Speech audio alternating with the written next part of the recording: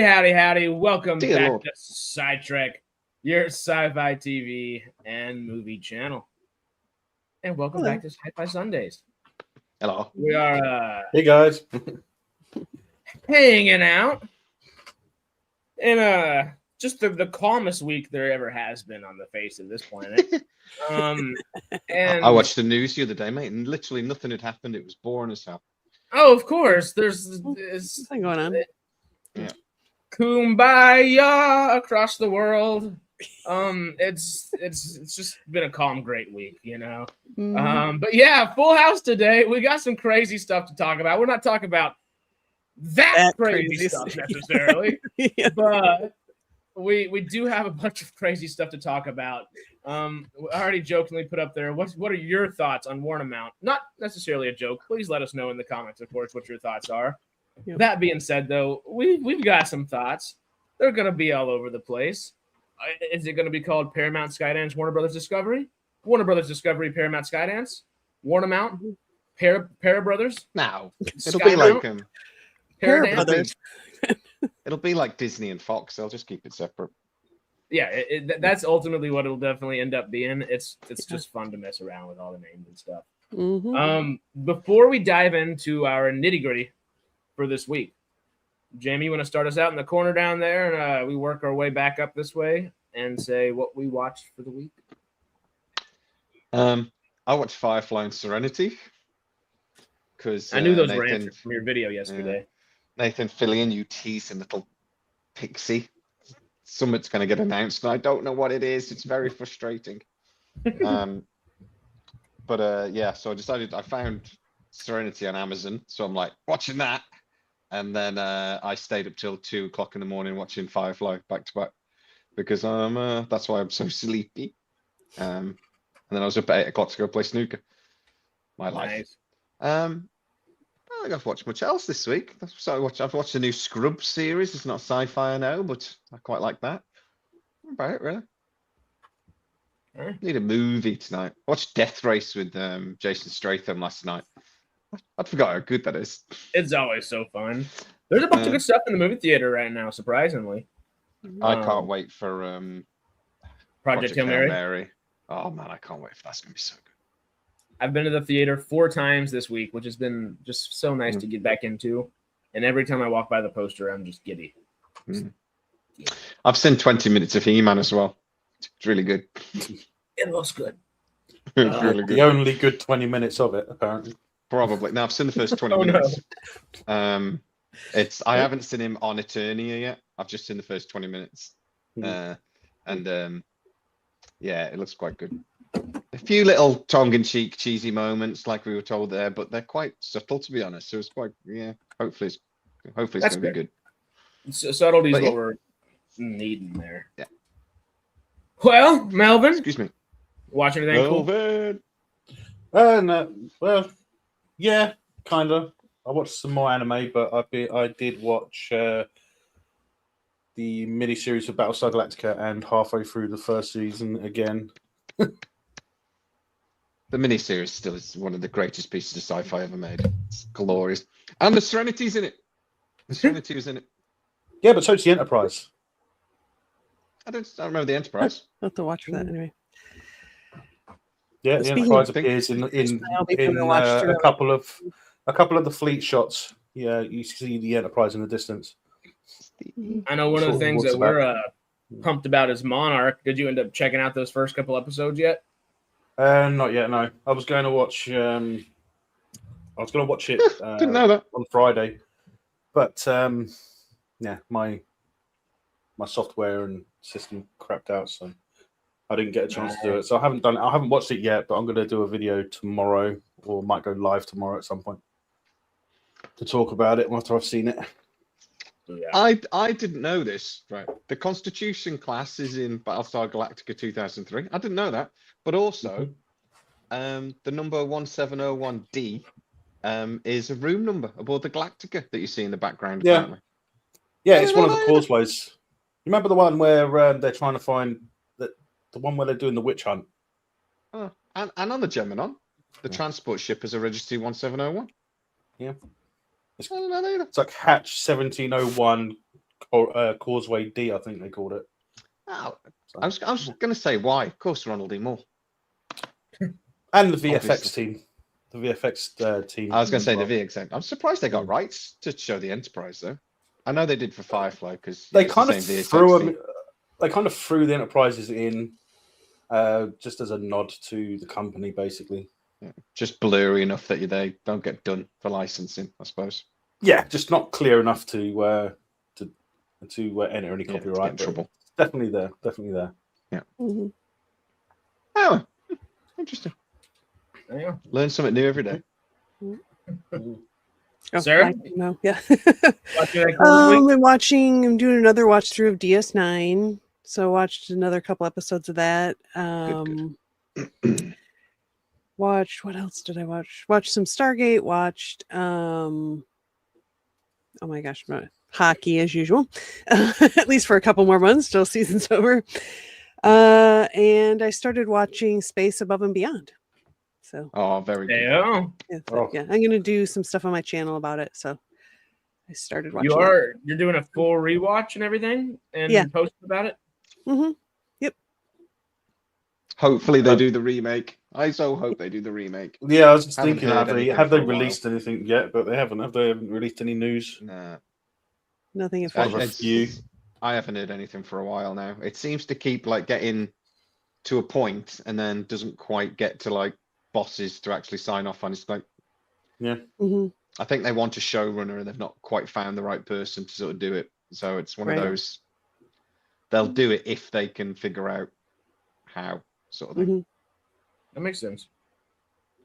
Well, I think there was the original creators had a 5-season plan, They did, yeah. but the network just wasn't having it because it wasn't getting the ratings. But that's what happens That's when why- you put it on a stupid time at night on a stupid day of the week. Yeah, it's another Fox. Yeah. Another Fox. Yeah. Glorious cock up. But yeah, no, Yeah. there was a 5-season story arc planned. It certainly wasn't supposed to end like that yet. No. Mm. But yeah, and apparently most shows have at least a 5-season story arc sort of Mhm. before they get greenlit. That's sort of like the general thing that studios quite like them to have. Yeah. But Studios apparently like they it, had but the networks don't. yeah. But no, FX cocked that up almost as badly as they cocked up Firefly, to be honest. Well, They it's the same tend to. problem, wasn't it? The network didn't want another Stargate at the time, did they? Because Stargate was huge, and they didn't want a long-running show. Mm-hmm. Reasonable. Yeah. Just threw it all over the damn place as well. They were putting it bloody sports on instead of it just like they did with Firefly, and Yeah, barely showed it here in the UK until it after been cancelled. the last thing I wanted to see on the Sci-Fi channel on Sky was WWE. What? Yeah, they did. That They was put last wrestling. They put day. wrestling. They put like SmackDown and Raw on the Sci-Fi channel at a certain point. It's like, well, I'm here to watch sci-fi, not bloody grown men throwing each other around a ring. Not that I don't like wrestling. I just don't want to see it on the Sci-Fi channel. Yeah, it is kind of odd. It's like, why is What this channel do you go to for that? Wrestling. I'm playing. What channel do you go to watch that? There's a sports channel. It's on Netflix now here, and Yes, it is. on Sky. Mm. They used to put it on Sky One or Sky thingy, but I think it's mostly on Netflix now. Mhm. SmackDown is it Melvin SmackDown on? Or is it Raw? Might be Raw. I think actually. both are, aren't they? Is it both? Yeah. I haven't Yeah. watched wrestling in years. I used to watch it with Triple SmackDown H Raw- and Undertaker. SmackDown and Raw were just different days of the week, weren't they? Really? Yeah, it was Mondays and Thursdays, wasn't it? But yeah, Triple H was and The Rock was still in it stuff when I used to watch it. Oh, I haven't yeah. watched it in years. Triple H, yeah. I don't get wrestling. Sorry. It used to be awesome. But, I've never really gotten it. Then one of my buddies out here who Mhm. now lives in Las Vegas and is like a professional minor wrestler or whatever. Mm. Going to a few of those shows got me a little bit more into it, but I still it takes me a second to get there. yeah. One of my childhood memories is actually watching wrestling around a friend's house, and it was a cage match, and it was Andre the Giant, one of his last few fights. Well, sure. Cage match. Undertaker versus oh god, what's his name? Oh no, it's gone mad. His teeth are all effed up, and he was oh man, it's one of the greatest wrestling matches in history. God damn it, Undertaker threw him off the top of the cage onto the desk, and his tuft got put through his fucking lip. Oh, what was that? God damn it, Undertaker turned somebody into Underbite. Is that kind of what happened? It sounds like. Well, yeah, he caught him with the chair, and his tuft came out and it went through his lip, and everyone thought it was a booger. And was like, "Oh no, it's a booger." And he's like, "No, it's his tuft." He got really messed up. SciFi. SciFi. God damn it! What was the? Who did For he me, fight? wrestling dies when Roddy Piper retired. Mankind. It was Mankind. 1998. It was incredible. He nearly Was that died. the guy in They Live? No, it's Roddy Piper. At one point, Roddy the Piper? Undertaker. Yeah. At one point, the Undertaker picks him up on top of the cage and put in, and the cage was going to break, and he went through and basically landed on his head. And they said if anything, he'd have broke his neck. They said he was like 2 or 3 inches away from being killed. Yeah, It's an incredible fight. Even though it is theatrical and it is still physically real. I mean, it is. If it weren't scripted, people would be they're dead. seriously hurting each other. Yeah. People have died. Pantomimes, Wrestlers have died over the year. Yeah. I mean, it's physically, and you got to remember as well, they're wrestling 3-4 nights a week. Mm-hmm. You know what I mean? So they're physically one of the most demanding sports there is, and they still get punched in the face. They do that thing where they get blood and they hide a razor blade and they cut themselves in the the wrinkle of the forehead. They actually and nick it. How many sports would you get a sportsman doing that sort of thing just for effect? All of them, they can hide it. Okay. Cutting themselves open and stuff. I'm not so sure, but yeah, they used to do it a long time ago. They used to do that in boxing, didn't they? If someone's eyes were closed up, we see them do it in Rocky, don't we? That's something that they used to do in boxing. Mm-hmm. Yeah, hell of a thing. I'm a bit. I grew out of it a little bit after, but I used to love Triple H. He was my favorite wrestler. He's in Fallout. Played the game. Yeah, I used to love wrestling. My favorite baseball cap ever was a Triple H baseball cap. And I let my daughter wear it, and she left it in the pub, and I was gutted. It's my favorite baseball cap. I was like, should never have let you wear that. Anyway. Well, Sarah, you seen anything else this week? I think that's about it. Cool. I'll speed run it so we can jump in here. I did. I was so excited. I was sad and frustrated last month whenever, pumped up. Oh, Lord of the Rings is going to be back in theaters. I'm so excited. The closest thing to me was 2 hours any direction. And this week they put them back in theaters in 40X. I didn't notice for Fellowship, but I noticed the next day. So I got to see Two Towers and Return of the King in 40X and was like riding with them down the Rohirrim charges. So cool. It was so much fun. I'm younger and I just haven't ever seen. I think I did see Two Towers and Return of the King in theaters. So technically it wasn't my first time for either one of those, but I was a toddler. I was 3 and 4 when they came out, so I don't remember it. This is my first Lord of the Rings theatrical experience. Life is good. Yeah, it's great. Finished Tulsa King finally, season 3, caught up to that, and seen the first 2 episodes of Paradise. Episode 53, which is episode like 6 or 4 or 5, whatever it is, of this new season for Jujutsu Kaisen, that Japanese Harry Potter show that I ranted about for about 10 minutes last week, and I could rant for another 30 minutes this week, and 40 minutes the week after, and 50 minutes the week after that if it need be, but need not be. So we'll avoid that. We'll rant about Paramount and War Brothers today. And then last night, went to go see Crime 101 with one of my roommates, and that movie's somewhere between really good performances and just the only thing it is just a bunch of cliches, and it's kind of a crappy movie, but the performances are good. But it's slow, but not too slow, but a little too slow. It's a very odd movie. I would not suggest seeing it until it comes out on streaming, sadly. Anyway, that's what I've seen this week. And Farscape. Yes, of course. Always Farscape. Monday. I always forget about that. Soon to be BSG. Soon to be. We only have we've got what tomorrow, or not? Excuse me, because tomorrow we're not doing Farscape Patreon. We're doing it on Tuesday for our Patreon members, and that is going to be the season finale for season 3. I think finally. Yeah. Mm-hmm. It's weird. It's so weird, but it's so much fun at the same time. Yeah, exactly. Why didn't it Scream 7? Because my other roommate went and saw it with his girlfriend the night before, and apparently it sucks. Reviews back. It was. I have not heard one good thing about Scream 7. What? A 7th movie of something sucks? Hey, but they announced, or they tied the trailer to Scary Movie 6 to it, and the trailer to Scary Movie 6 looks amazing. It starts off with Ghostface from the bad guy in the Scary Movies, or I guess their equivalent to Ghostface from Scream, in a Megan mask, like Megan the animatronic doll, and then he just takes it off and starts stabbing people, and it's great. It's I don't know, it looks stupid. That sounds fun. That sounds any fun. Marlon Wayans with ghost stuff, I'm in. That's sounds fun. Send Help. Send Help is the best one so far. But yeah, all of that being said, there's some craziness in this world right now.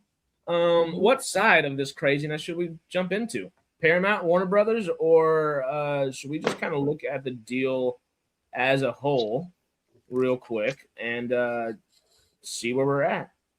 Let me ask a question. What would you spend 110 billion on? A lot of things. Yeah. My brain went prostitutes. I don't know why my brain did that. Why would my brain do that? Jay's single again, and we know where his brain's at. It's even I'm not going, what are you doing? You stupid. How many are you planning to get? That's that what is there was that news thing like in I really don't want to envision that. Okay. I mean, we can spend 5 minutes thinking about it, but no. But even I'm there going, you 5 seconds brain. maybe. Yeah. 110 billion. What would you spend 200 billion It on? was That's what he spent supposed in the to last- be, but I screwed it up. Yeah, real quick. Sarah's gonna be out of town for the 8th, which is this coming weekend. Not out of town, excuse me. She's actually gonna be at Emerald City Comic Con for Comic Con. And I might jump on my phone and say hi. Yeah, so we'll just cover the Saturn Awards. We'll do another little thing talking about the entirety of the list of the Chevron Awards and just kind of talk about award season. Yeah. SAG Awards have already happened. Spirit Awards have already happened. Today, the Actors Awards, hosted by SAG, not the SAG Awards, but Actors Awards hosted by SAG, is tonight.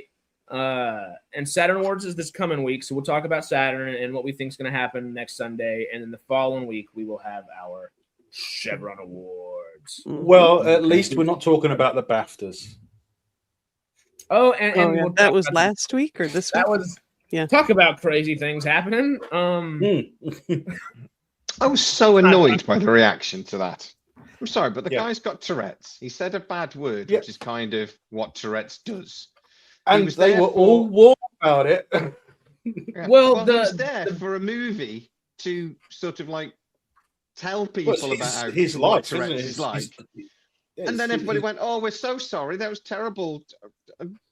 Jordan's bloody family were in tears. And I went, "Well, give him a slap and tell him I'm sorry." But he didn't do it on purpose.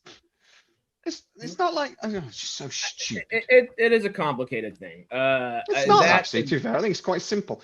If he was on stage because he was in a wheelchair, BAFTA told him, they've already come out and said BAFTA told him his microphone was going to be off in between things. Like the second he's done speaking, they know, and they lied to him and publicly humiliated him because of that. That's BAFTA. That's not him or his Tourette's or even Delroy Lindo and Michael B. Jordan over there. That's BAFTA screwing up that.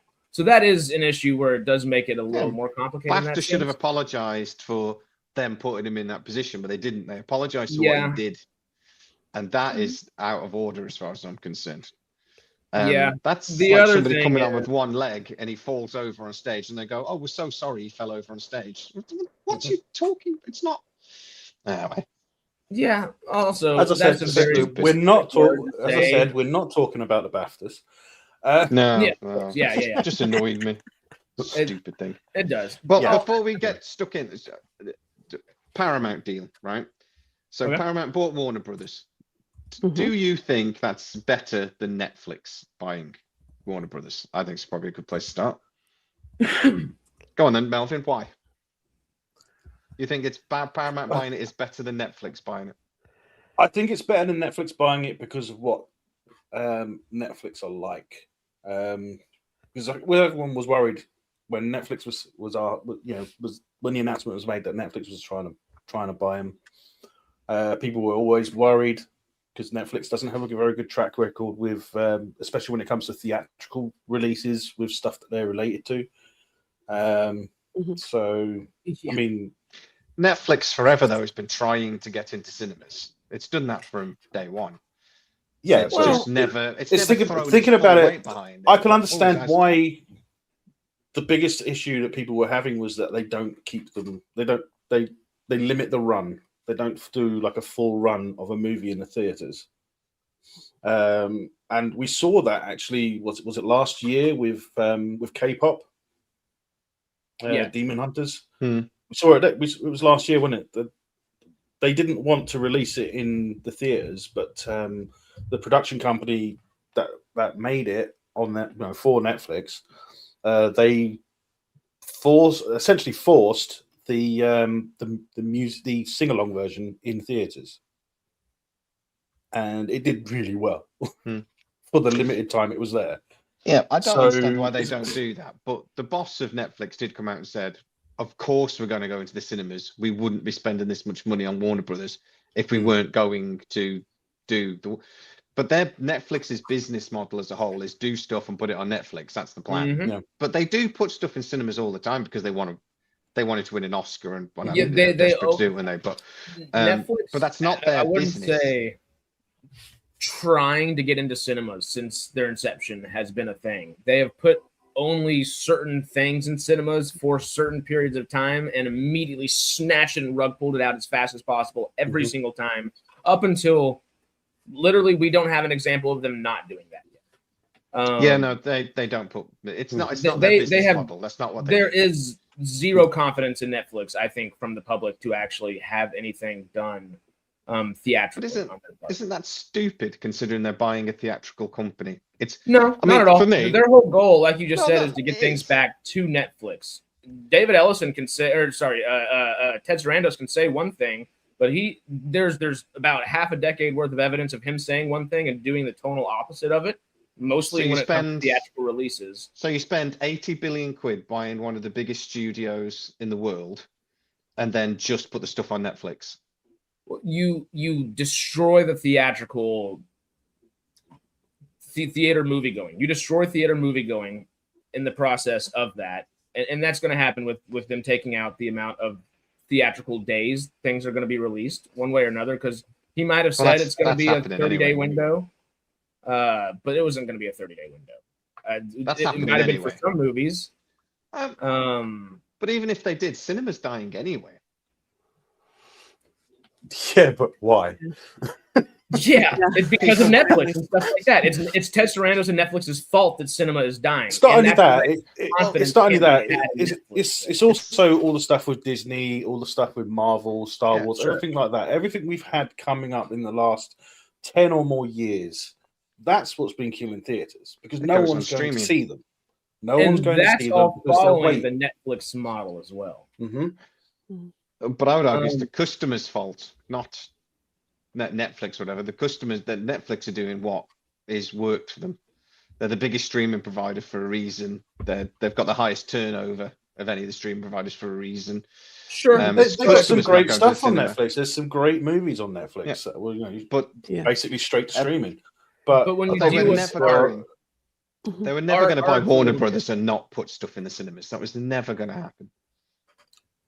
The what? They were never going to buy Warner Brothers for 80 billion quid and not put stuff in the cinema. Oh, sure. They were going to be required. No, that's not the problem. The problem is that they were going to limit the amount of time it's there. So it's going to be a lot shorter in the theaters than what it would traditionally be. So what do you think Paramount are going to do with Warner Brothers? Do you genuinely think? No, I say. Do you think they are going to release as many movies as Warner Brothers, if it was on his own, would have done? Or do you think they've already it's they've not already gonna committed to it? it's not going to happen? They have committed to it in a sense where they've said the one good thing that there's a lot of bads for Paramount buying it as well. We'll go ups and downs of everything, every angle. But Paramount already has said there will be 30 theatrical releases every year. 15 under Paramount banner, 15 under Warner Brothers Discovery banner. Every single one of those will have a minimum of a 45-day release, and the more successful ones will receive nothing under 60 SKYDANCE? to 90-day releases as well. Yep. That is 10 times more promising than anything Netflix ever promised for the theatrical. What was the first thing SkyDance did when it bought Paramount? What? Cut 20% of the jobs. Yeah. Sure. And started selling studios. That's selling gonna be part studio of it. space. Yeah. So they'll do exactly the same with Warner Brothers because they've just spent $200 billion of not their money that they need to try to start making back. Even if they promise 30 movies a year, that won't continue. They will start sharing studio space eventually. They will sell studio space because they've got to, because they've got to modernize the existing. And Warner Brothers is the same as Paramount. They desperately need to modernize a load of their studio space. What will happen eventually is they will be producing less stuff. They've got to. But my main concern about it is we've got one less owner in the studios now. What is it? We've now got 4 owners. Yeah. One way or another, I don't like the lack of competition. 8 or 9 studios. At least Netflix wasn't a studio. At least Netflix was Netflix a bit of an outsider studio. buying a studio. Yeah. Netflix is still every single sense of. I mean, I've worked on Netflix at Rally Studios, owned by Netflix Studios. It is every bit of a studio as much as any other studio is. They just approach a little bit different. Okay, just one question there. How many studio spaces does Netflix own? I've worked at the one here in Los Angeles. I think they've got 8 sound stages. That's enough. That's the studio. Right. It's a minute studio. Warner Brothers has something like 800 sound stages. Yeah, so Netflix you as can't a not be considered a studio and release upwards of 50 to 70 projects every year. That's the studio. Netflix don't produce 99% of their product every day. It's always done in cooperation with Warner Brothers. Thinking they buy most of their products. Sure, but also sort of the other networks as well. I don't think it's, most of the time they kind of trying to think of the right way to say it, but they don't technically buy them. They buy the rights to show them the distribution rights for a period of time. They do that a lot. Yeah. But also, I mean, they do things in cooperation with studios a lot. But basically, a studio, like Warner Brothers have been doing this for years. Their idea is because they own the most studio space in California, and they said, well, we'll make anything for anybody. And that's been their business model for ages. So they make loads for Apple, they make loads for Netflix. But it's done in cooperation. Warner Brothers will go, we've got this project. Netflix will go, we'll give you 2/3 of the money, but we want the distribution rights for it. That's our project sort of thing. And Apple have been doing the same. Everybody does the same. Paramount, Disney, all of them do the same thing as well. That is something that not very often. Disney tends to do most of their own. Warner don't make all the stuff for everybody else, but people don't make stuff for Warner. Paramount don't, I don't think. CBS Studios make most of their stuff. Apple does, because they haven't got any studio space again. So they have to do things with partnership with other people. MGM used to, but now MGM don't. Amazon have, what do they? They've got 800% more studio space than they did 5 years ago. So they've started making their own things as well. And Netflix don't. They own 8 sound studios. They own 8 sound stages. That's nothing. The Hackman Group have 6,000 worldwide. So I mean, it's some of those studio spaces are like the size of my bedroom, but they are 6,000. Yeah. Well, and if everybody else is making something and then you just buy it up all the time, and they can expect you to buy it up anyways, because that's kind of Netflix utilizes the global market in that sense, where they know they don't have to make as much themselves because they're going to buy it and distribute it anyway. They're a clever studio. They're still a studio. Depends on the definition. I would say they're a micro studio. If you're going to call them a studio, it's not their primary business. It's a bit like Amazon. If Netflix is a micro studio, I'm a billionaire. 8 sound stages. 8. I can't do the numbers. I'll take that. 8. And with 8, how much is their company worth? Like it because they don't make anything. Tubi's not a studio, right? They don't Tubi have might a lot make of some stuff. Tubi's not a studio. Netflix No, is a studio. Tubi isn't a studio. Tubi don't have any A24 sound is still a stages. studio, even though it's smaller. It doesn't have 8 sound stages. It's still a studio. It's a different size studio. Yeah, but I'm saying a micro studio, as in they have 8 sound stages compared to Warner Brothers that has 800. And I'm saying we use natural logic to come to the conclusion that if A24 is an actual studio, and that would be a legitimate micro studio, and Netflix produces over 50 to 70 times the amount of content that they have on a quarterly basis. We've already said they don't. We've already pointed out they don't. I agree, David. They don't make 50 to 70 products a year. They don't. Other people make it for them. That's still if you're. They are a studio, but what I'm trying to say is barely. All right, compared to Warner Brothers, compared to things. And Netflix wanted to buy Warner Brothers, the same as Amazon wanted to buy MGM, because they want to be a studio. They want to be one of the big players. That's why Amazon bought MGM. When Amazon bought MGM, they had 8 sound stages at Culver City. That's all they had. Call this a micro studio. Now they've got 100. Netflix releases over 700 to nearly 900 original titles. Original titles annually, covering films, documentary series, and stand-up comedy. While they released 891 original titles in 2022 alone. But it's not all the studios they own, though. Even if they don't own all that, just let's put it into perspective. Even if they don't own all of that upright and are making it themselves, they are literally doing 2 to 3 times the amount of production work every single year that any other studio is doing. In a lot of ways, studio.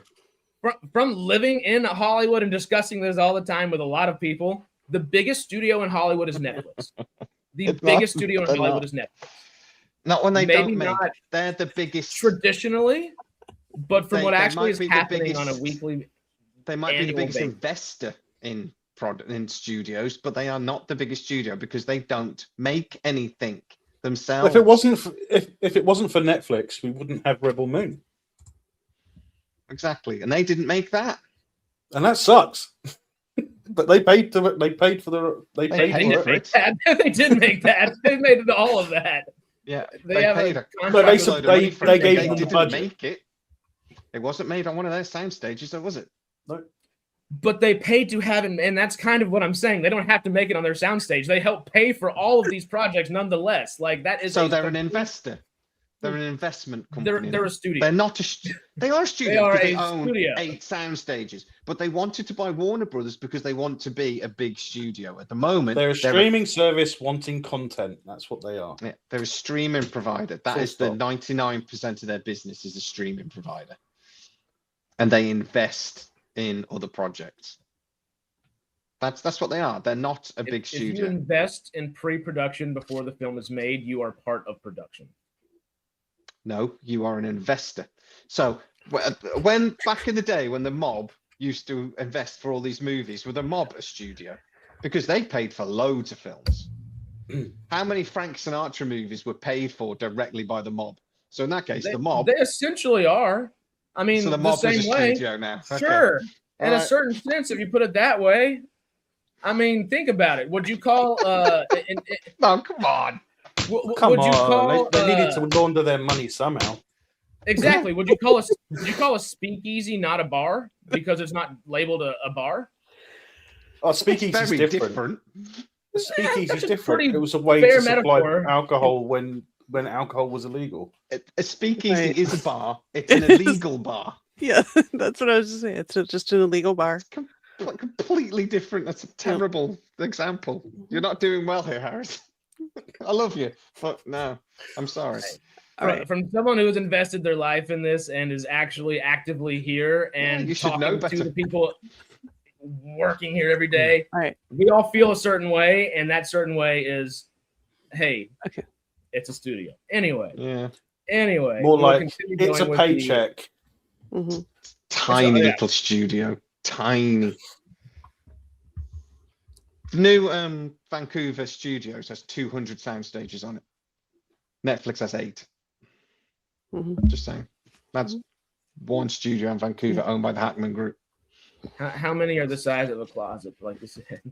A lot of them are smaller units because they do a lot of podcasts and things on them nowadays. Yeah, Well, that's not a sound stage, and a sound stage is It's also a- not a studio at the it's a same time. studio. Like, Soundstage. it is. Never mind. No, it's just place logistics to at this think. point, and I don't know if you Yeah. understand that a studio is not a sound stage. It's the people that run everything behind it, and the company is this anyway. That being said, now you've pissed me off. Right, so because I said studio instead of soundstage like once. no, you're saying You a think that studio wins has the to have argument. sound stages to be a studio. Well, if that's the case, I got a podcast studio right here. Am I a studio? Like, it's What are you talking about? I'm saying a studio, if they're producing their own things, they're a studio. If they're not producing their own things, they're an investor. Netflix In has studios. constantly produced their own things. But don't studios eight. rent sound stages? And studios rent sound stages constantly and always have. How does MGM make James Bond? Is MGM not a studio? Actually, MGM, you could argue for a long time, did not own its own sound stages. You're right. They had long-term rental agreements. For how many Amazon- decades? Amazon still don't have their own sound studios, but they do have long-term rental agreements with Hackman. All right. But the main thing is they then Yeah. make their own things on those sound stages. Netflix Sure, doesn't but do that that. doesn't negate any of that. You understand it's an oxymoron that where we keep finding ourselves in this because you're Someone's a fucking moron. You're right. agreed. I'm going It's- crazy, sir. Yeah. right. Anyway, let's get to the meat of everything today. Yeah. Let's just look at the actual details of what this is. Yeah.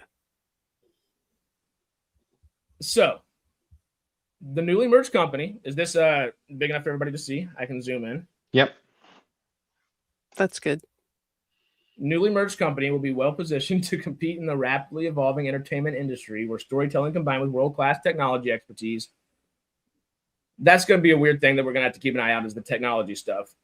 We don't necessarily need to finish that one. Investing in world-class studios at Paramount, Warner Brothers Discovery, focus on attracting and retaining industry's leading creative talent while expanding, of course, high-quality content for both combined companies' platforms and third-party distribution. Mm-hmm.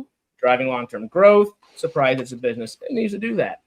Committed to producing a minimum of 30 theatrical films annually, which is less than both films or both studios do release individually currently. Mm-hmm. But 30 films is more than I feel like Netflix and Warner Brothers Discovery would have released themselves theatrically. They gave us no number or sense of a number remotely to say anything whenever it was coming to Netflix.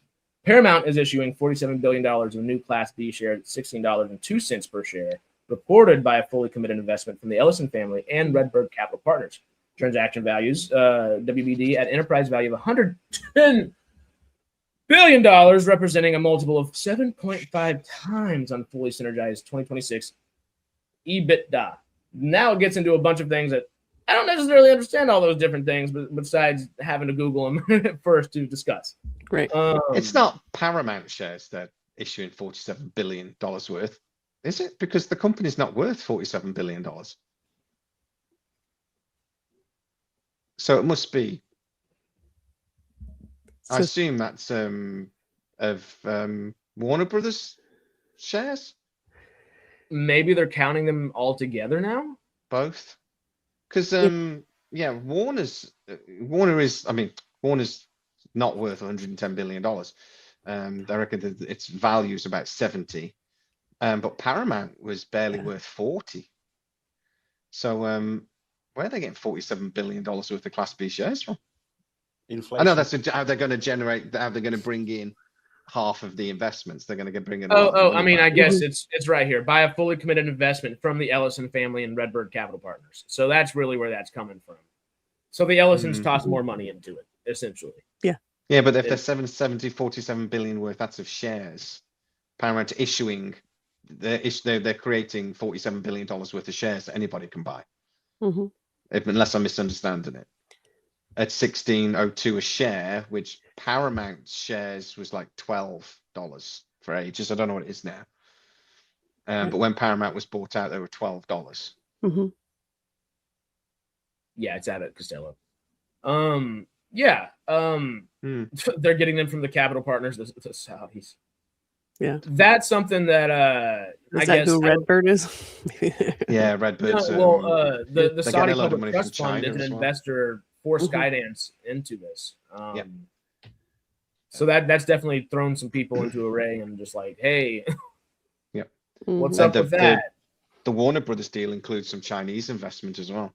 But Redbird Capital is the biggest one, but that's a Saudi company, which also throws another question in: how is this getting past the regulators?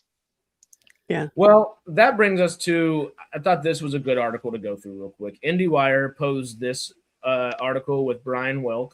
Now what? 7 big questions we have now that Paramount, not Netflix, is buying Warner Brothers Discovery.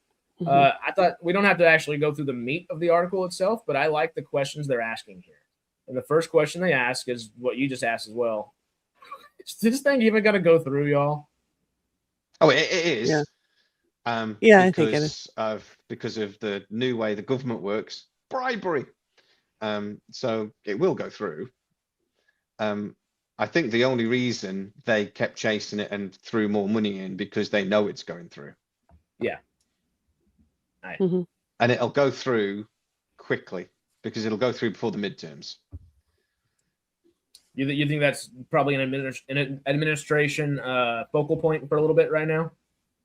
I think it's. I mean, they want to get. They will definitely put it through before the midterms, because once the deal's done, the Democrats can't really do anything about it. But the Democrats are already asking Dave Ellison if you've spoken to Donald Trump or if there's been any communique between you and the White House. We want it. We want to know what's been said, because they know this is corrupt as hell. They know the Paramount deal was corrupt as hell, but Dave Ellison has already shown that he will do whatever this administration says. All the changes he made with Paramount because they were told to by the FCC and they did it. So they've pushed the studio more right wing at instruction because they were instructed to. There is no way after Netflix had a deal in place that Paramount kept fighting that hard unless they knew it was getting through the regulators. It shouldn't go through the regulators, not because the Fox Disney deal is similar to this. Definitely. They spent roughly the same amount of money, if you consider inflation.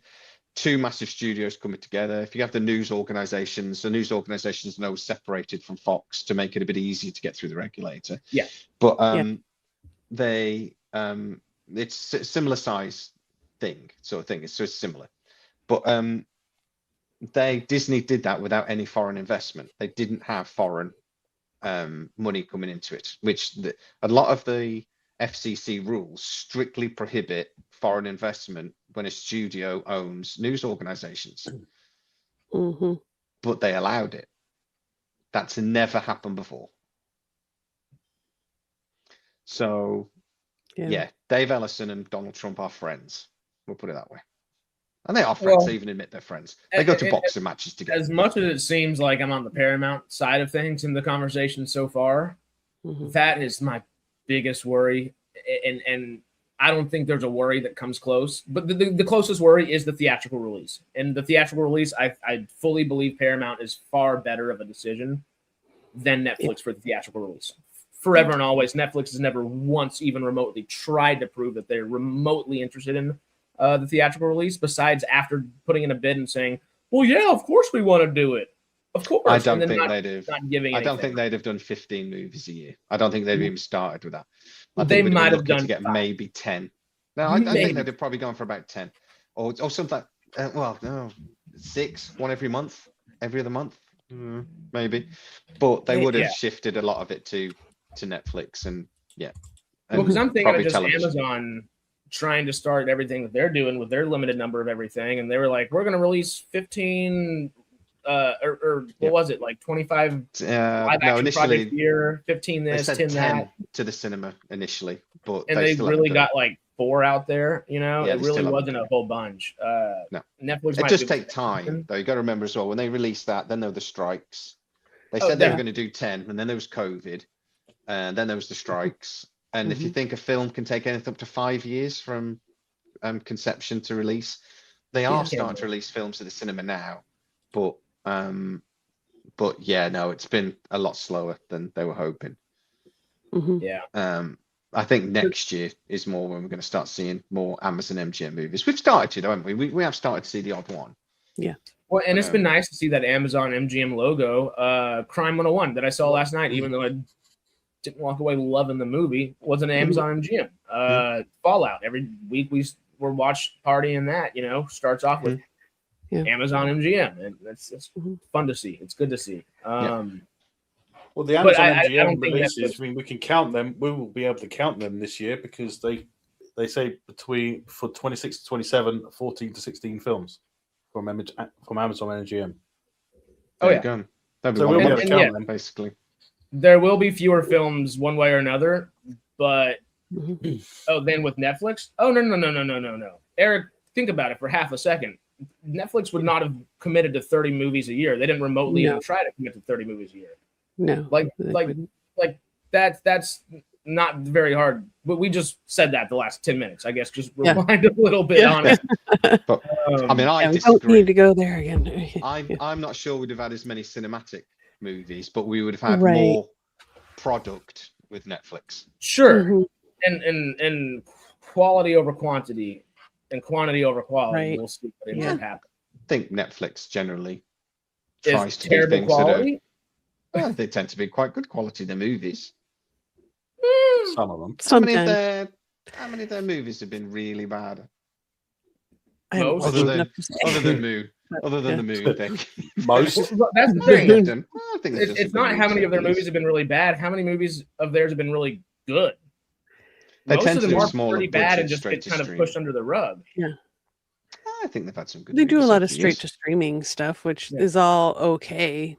Yeah, Well, Big they're Straight. straight to bright streaming lights there, movies tend to be pretty good. Yeah. Whenever there's a new Netflix movie come out, I always quite keenly watch it. But you can always tell that the budgets aren't the same. as the, And that as the is one cinematic. thing. Mhm. Netflix doesn't understand how to make a film very well when it comes to them actually studio producing and making the film themselves. And we've seen it time and time again with the true Netflix original projects. Everything's lit completely the same. Everybody's completely there's no natural lighting, there's no art, there's no artisanal film coming from Netflix. It's just I'm gonna double check media. that, but I don't think Netflix have ever actually produced a movie on their sound stages. I think their sound stages are more for television. I'd have to double check that though. I know somebody that I can ask about that, so I'll come back to you. I don't think they've ever actually produced a movie themselves. I mean, there's a lot of them, but yeah. No, they tend to be in partnership with other people when they do a movie. Mhm. Yeah, I mean, they tend to partner with a lot.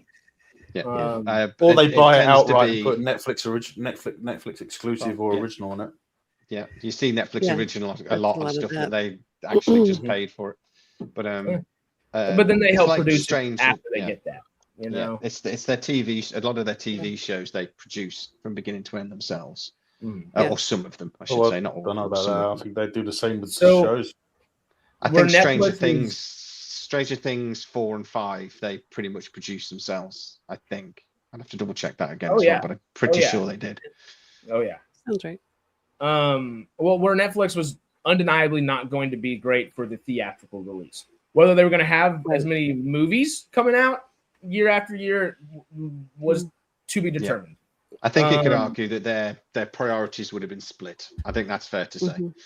Mhm. Mhm. It'll be interesting to see if Warner continue to make as many projects for other people, though that they have been. I mean, because Apple have really relied on Warner. Most of the Oh, yeah. Apple stuff over the last few years has been produced by, Paramount as well, to be fair. Paramount produced things for them. So if you think about that, actually, it's now the same owners, so Yeah. Apple might do quite well out of that. But Warner Brothers have such vast studio space. It wouldn't surprise me at all if Apple started buying. If Warner Brothers started to sell a chunk, that if Apple had stepped up and buy it, I can see that. like Amazon have done with Sony. To be honest, they've bought chunks of the Culver City Studios over the last few years. Yeah. Well, if I'm not mistaken, I think Warner Brothers, maybe not with Disney, but they have shows that are actively, they have deals that are actively working with Netflix. They have deals that are actively working with other studios as well, and other streaming services. They have a deal with them, don't they? Isn't it? Warner has a deal with Netflix. Sony does as well for so many movies a year. So honestly, I haven't heard anything or read anything anywhere, but to me, one of the big things I think that they're looking for Paramount even buying it, because why the hell does Paramount need to buy it in the first place? You know, why is Warner Brothers even selling in the first place? Why does Netflix need to buy it? You know, there are Netflix needing to buy it. Could them wanting to make a theatrical movie or 2 or 3 every year would be that, but 3 or 4, 5, 6, maybe even 8 or 10 theatrical movies every year is not enough. I mean, what Netflix could have gone in though is just gone in, bought it, and let Warner carry on as it was. Sure, we don't know for certain the likelihood of that. Was my concern is, Yeah. I don't think Netflix would have sold a load of studio space and sacked a load of people. Paramount definitely will. And that's my concern about content. They're going they to would sack have. people. Any company that bought them out would sell some space and get rid of some people.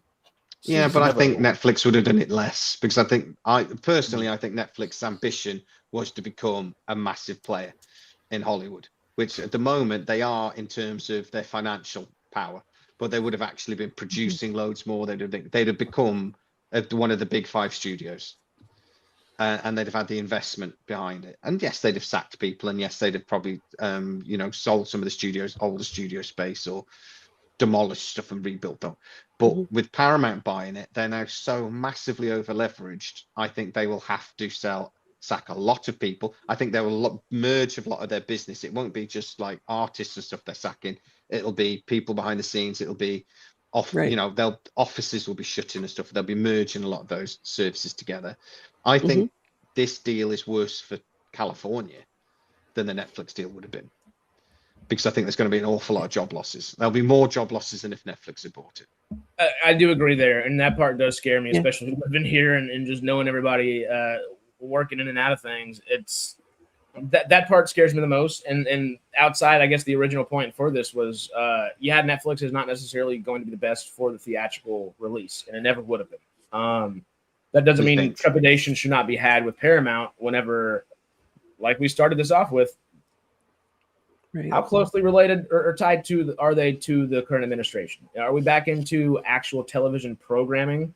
What is their likelihood of continuing artisanal film, like we just said a minute ago, or even smaller, just fun projects that are a little bit more lighthearted, that aren't so, it's got to be blockbuster level, it's got to get this amount of audience, it's got to have this type of thing. It doesn't need to have that giant stage set every time, excuse me.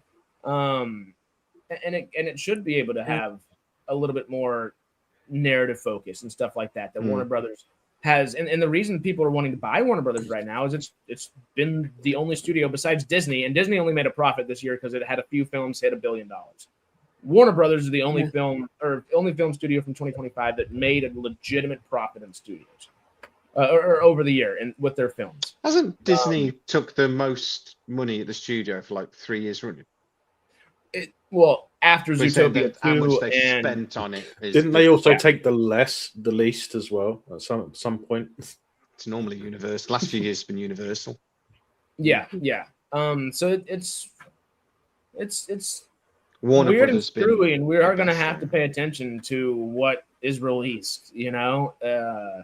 If things, one of my favorite things, y'all hear me say it, obviously keep it simple, stupid, but my other favorite saying, if it walks like a duck and quacks like a duck, it's probably a duck. Might be a platypus, though. It could be. It could be Perry the Platypus out there just hanging out. But whatever with that happens, being we've said, got no control over it. Cinema is in decline. I will be seeing less blockbusters, but I think that's a good thing. I think we've become saturated with blockbusters, is why we don't get blockbusters anymore. Every studio. The one thing that I would say is if they're going to do 30 movies a year, Paramount and Warner Brothers are going to be putting movies up against each other. How often are they going to do that when they've got a big release? That would be stupid. They're not going to release, you know, what would Paramount do? A Mission Impossible movie against the new Superman movie. They'll split it by 3 weeks. Well, it's going to be better for them to have multiple releases in theaters at the same time over a longer period, as opposed to what Netflix was going to do and have it for 2 weeks. And at the end of the day, there's 52 weeks of the year, so if they're releasing 30 films, they don't have to put them against each other. But it'll be interesting to see what happens at sort of Christmas and stuff. See what films they only have to. They only have to release them a minimum of a week apart. Yeah, 2 weeks at most if you got a big blockbuster, because the numbers go down. It's usually the first week that matters the most with the ratings, right? Not just the. I would say 2 weeks, because people do look at the drop off a lot, don't they? If there's a huge drop off, but after a week, it's going to drop off anyway. Yeah. Sure, but it's important to figure out what that drop off is to figure out the continuous movie going. It was like when Fantastic Four came out. Initially, it did really well, but its second week drop off was massive. It was like 80%. So everyone was like, "Oh shit, that was a lot." Whereas the Superman's was only about 20%. So when they're looking at whether something's a hit or not, they do look at the second week. But I know what you're saying. Basically, the first week is what matters, really. But what you wouldn't, what I'm saying, they may release movies to go up against each other, but it won't be the films that have cost them 300 million quid. If they're spending like ridiculous money on a movie, they are not going to put another movie up against it. They'll make sure they're. Let's say that, like you said, if a new Mission Impossible movie were to come out or something like that, hopefully freaking not for a couple of years, and they let the thing sit, you know, although I love me some Mission Impossible, just no mas right now. Yeah, that was just the first thing I thought of. Was just Paramount. Paramount must do more than Mission Impossible movies, but I just couldn't think of any. It was just, that's a great one to pop off with. But like, if they have if it's one of the weeks that they have to release 2 movies, okay, we got Mission Impossible, and then we have this Blumhouse horror movie that cost $13 million to make. Yeah. Different audiences, we can release those the same weekend.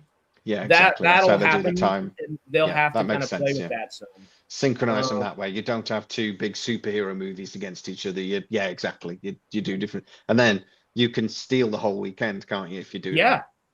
And honestly, I think, as you were saying, I was kind of thinking they might end up even doing, like, whenever they're trying to do their awards runs, why not release a bunch of award things, not necessarily week after week after week, but maybe every 2 weeks release.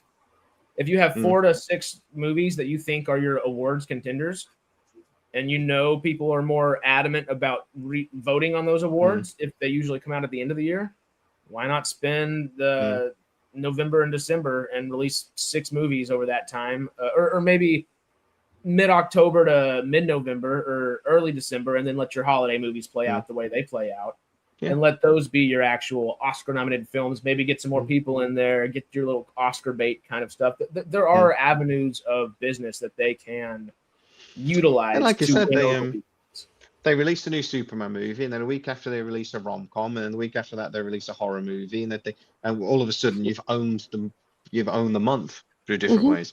Yeah, you can. There are ways to do it without being in competition with each other. You're right.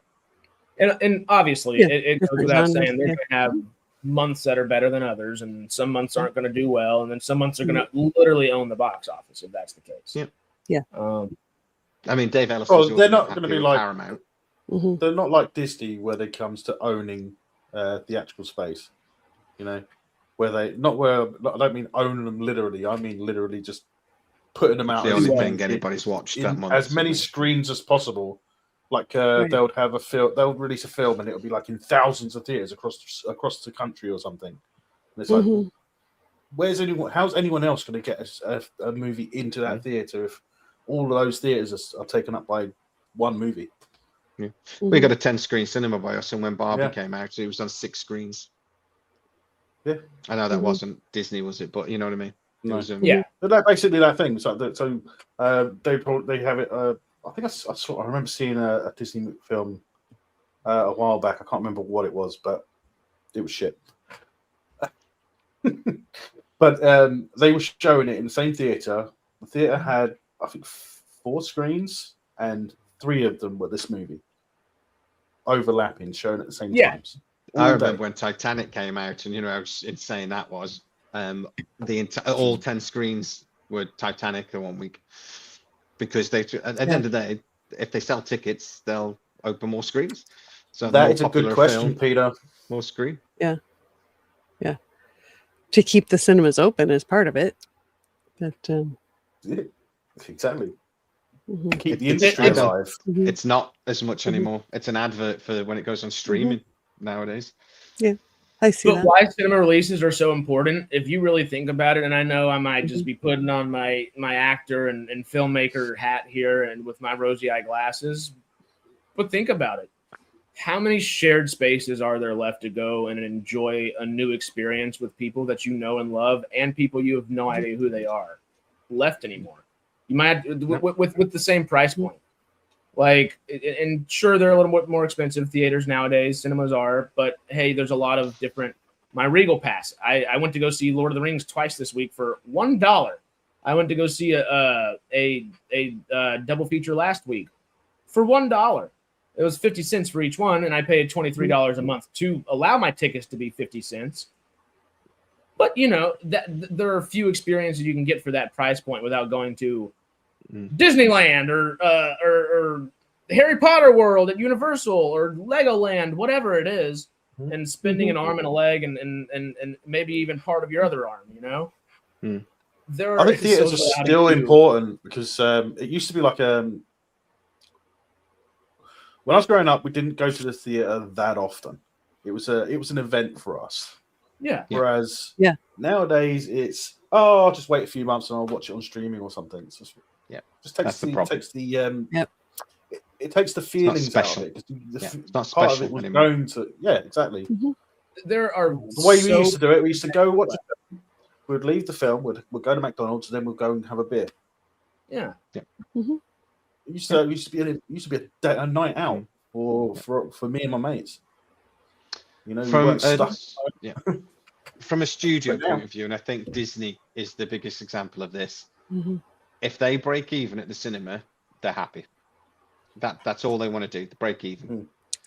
And if it doesn't quite break even, that's not even too bad.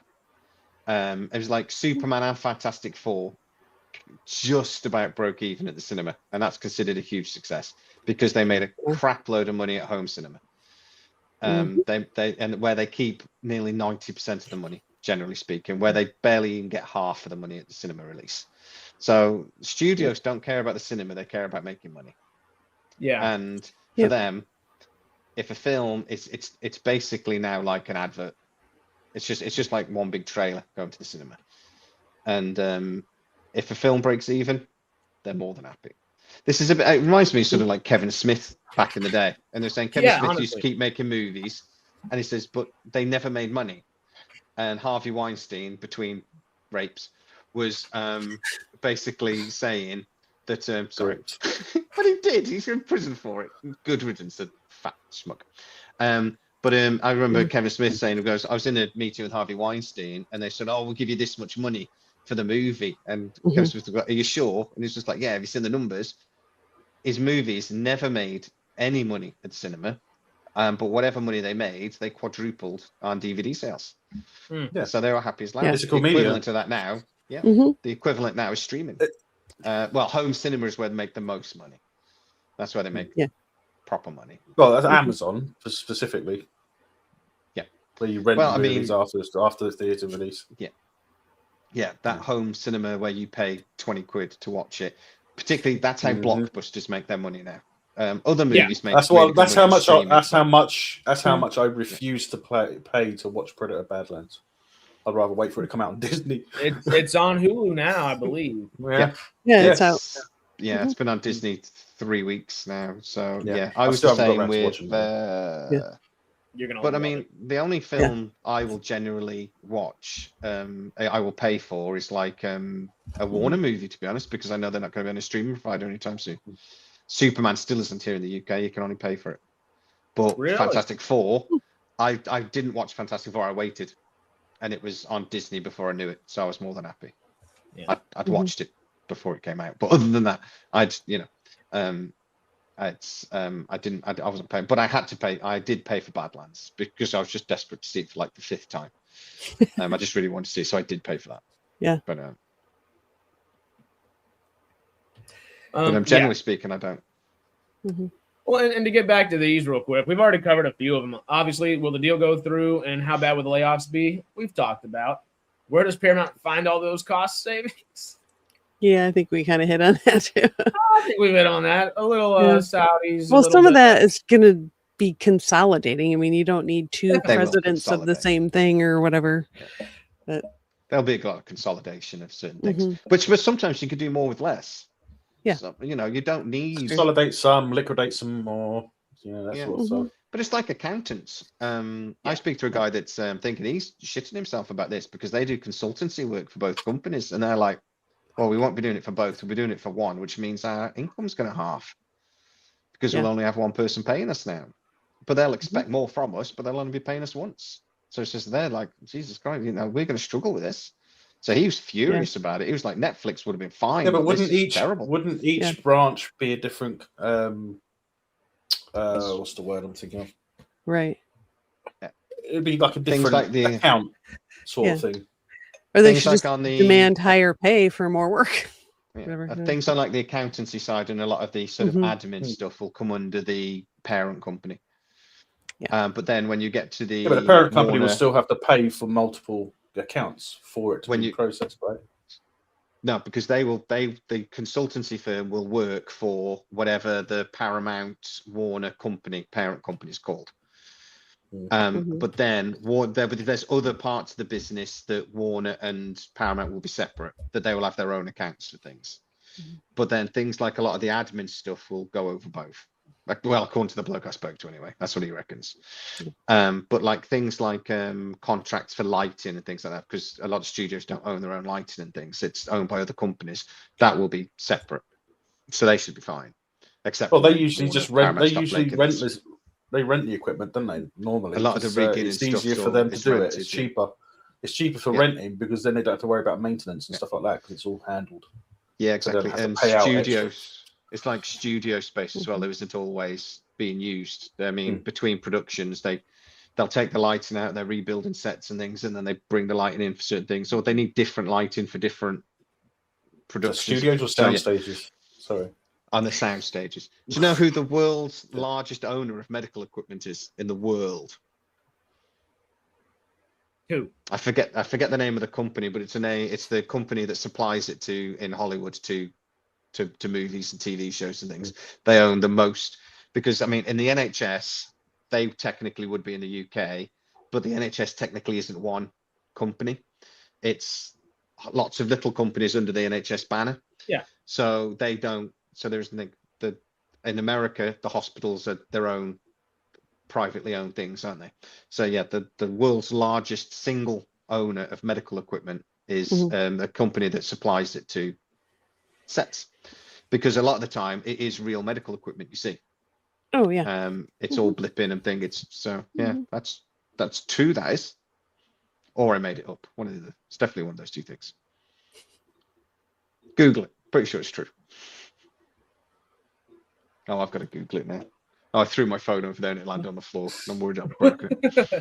You sure? Right, guys, I have to go, so I'm going as well. Yeah.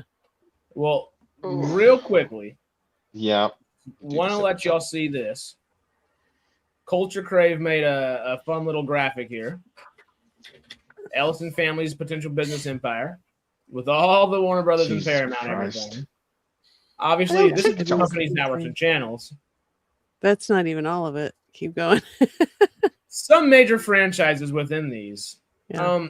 One of the comments we had earlier on, Trekgate asked, does this mean Deep Space Nine and Babylon 5 are not part of the same universe? Ha, just kidding. But at the same time, are we?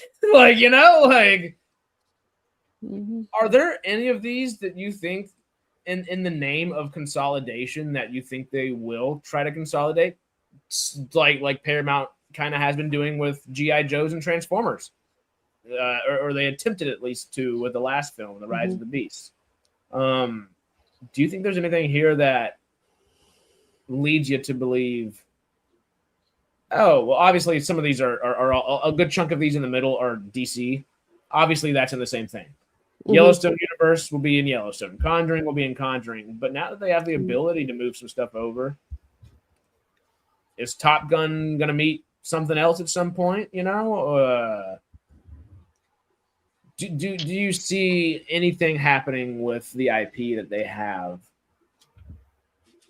merging into other IP?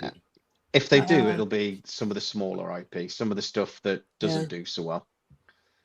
They won't do it with the big DC stuff and things like that. But yeah, I don't think Dexter's hopping in the DC universe anytime soon. But no, it'd be awesome. Like, but Dexter meeting True Detective. Yeah, like a True Detective. Well, season, I don't see Maverick trying to bullseye Sonic either. no. How rude. I think Sonic would win that. I think so. Yeah. Yeah. Dora the Explorer on G.I. Joe, she gets her brains blown out and then they murder the monkey. Yeah. Boots, right? I don't remember. It's been a while since my kids were into that.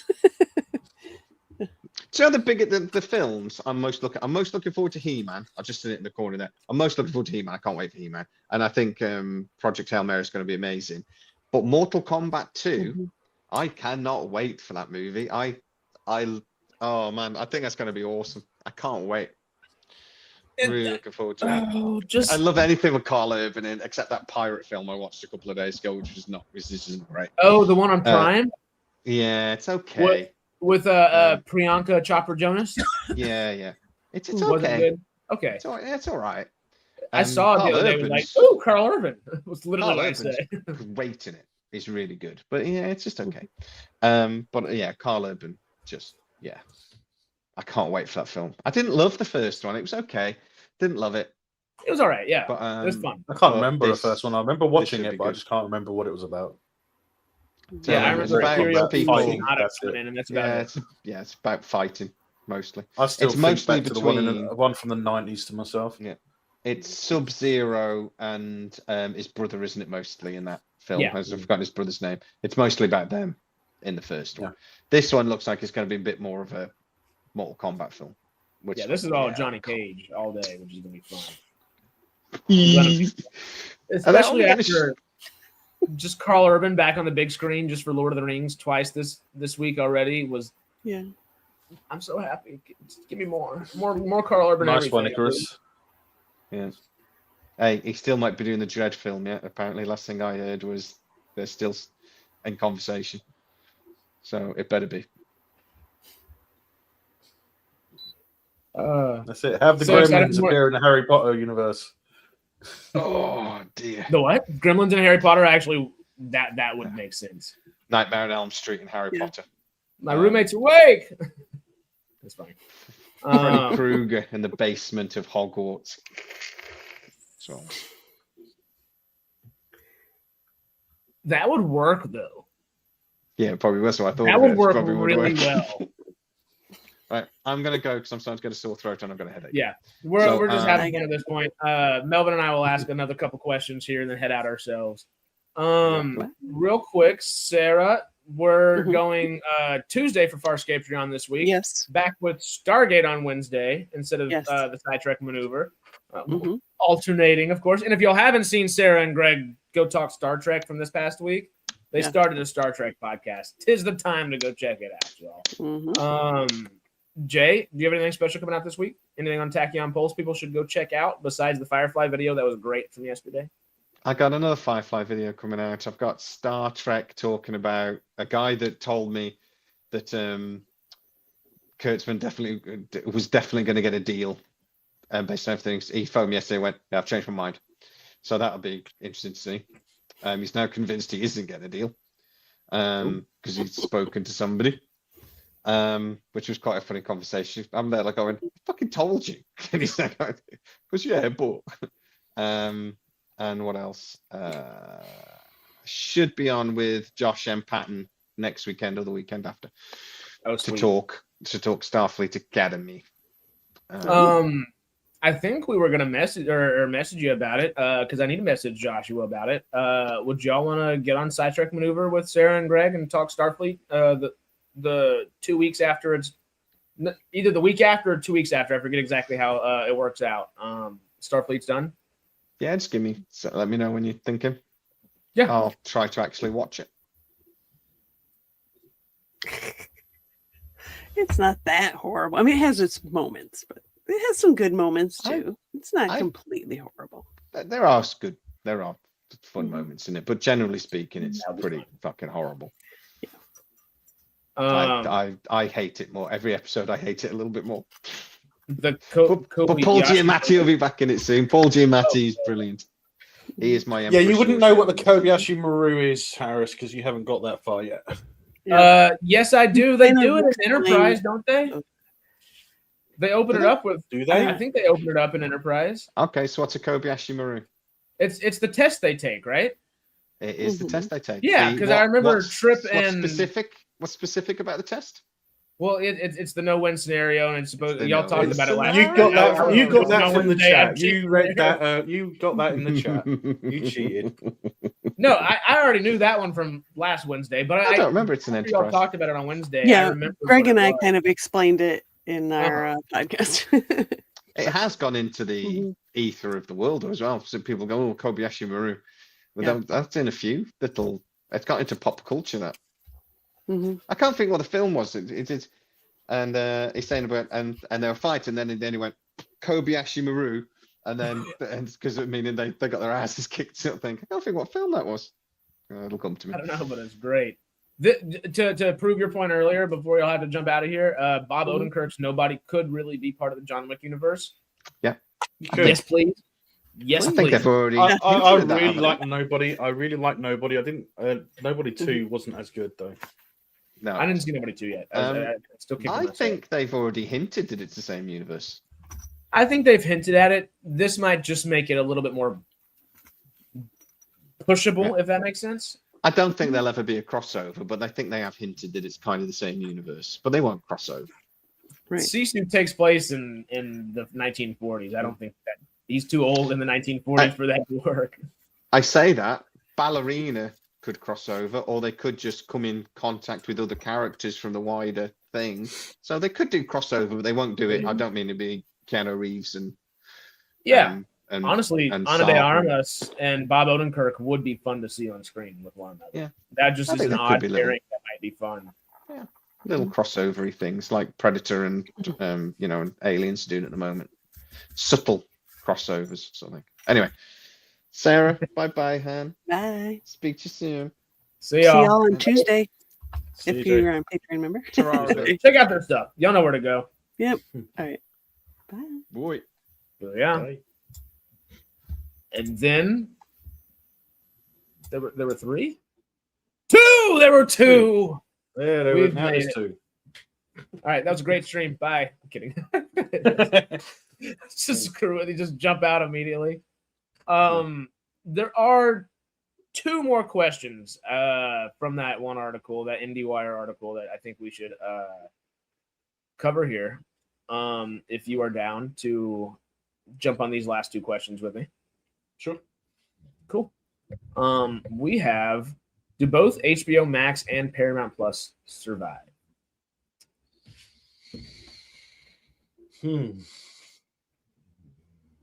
What are your thoughts?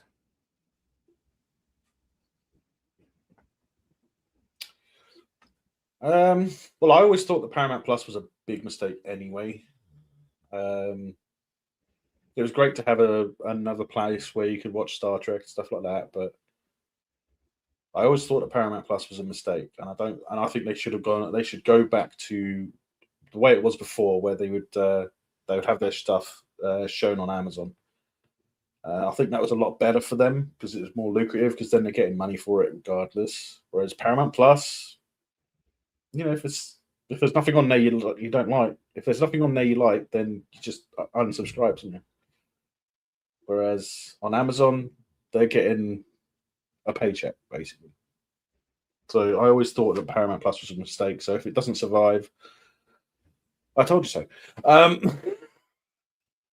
But yeah, I guess the HBO, I counter don't know. thought- Well, the counter thought to that, because they do make a good point here, where Paramount Plus just revealed that it has 79 million subscribers globally, while Warner Brothers Discovery said that HBO Max, Discovery Plus, and the linear HBO, between the three, it had 131.6 million streaming subscribers. In terms of content and subs, it might seem like a no-brainer that HBO Max, with a brand name as well, would be kept around as a superior streaming option. It wasn't that long ago before the Skydance merger that some analysts wondered if Paramount Plus should continue to exist. It continues to exist today because Paramount Plus is one of, They've got if some not the popular only- shows right now.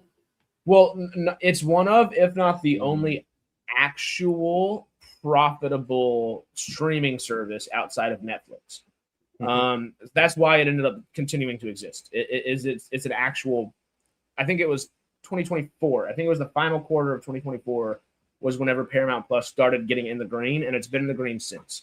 So even though they don't have as much, have as many viewers continuously, they are a more in the green company, where Warner Brothers Discovery, across all of those channels, across their linear HBO, across Warner Brothers HBO Max, whatever it is, and Discovery Plus. See, I don't know much about HBO because we don't really get that here.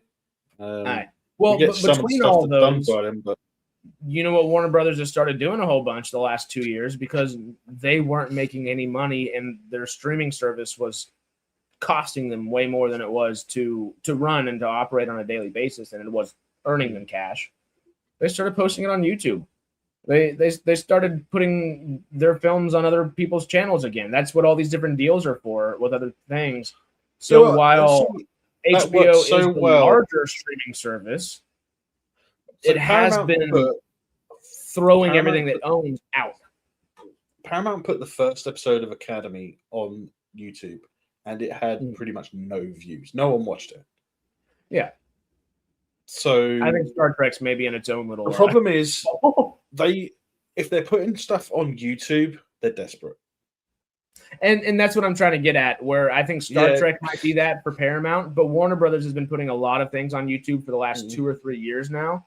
They literally just gave the licensing to essentially the entirety of Cartoon Network and Hanna-Barbera. Hanna-Barbera, there we go, third time's a charm. To Tubi. They just gave it to Tubi of all places. And I think that's a good thing. It's a good advertisement, consistent dollars for Tubi, and Warner Brothers gets paid a little bit more. It's mostly older movies, but it's not all. Tubi, that big Tubi deal right there signals that it's a lot more than just that. And for example, you can't watch Sinners on YouTube. Well, yeah, Sinners made them a lot of money, and it's continuously making them a lot of money. They're not willing to keep older products on their streaming service any longer.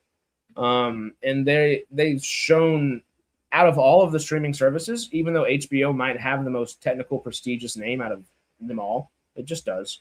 Especially, I guess, US focused, it does.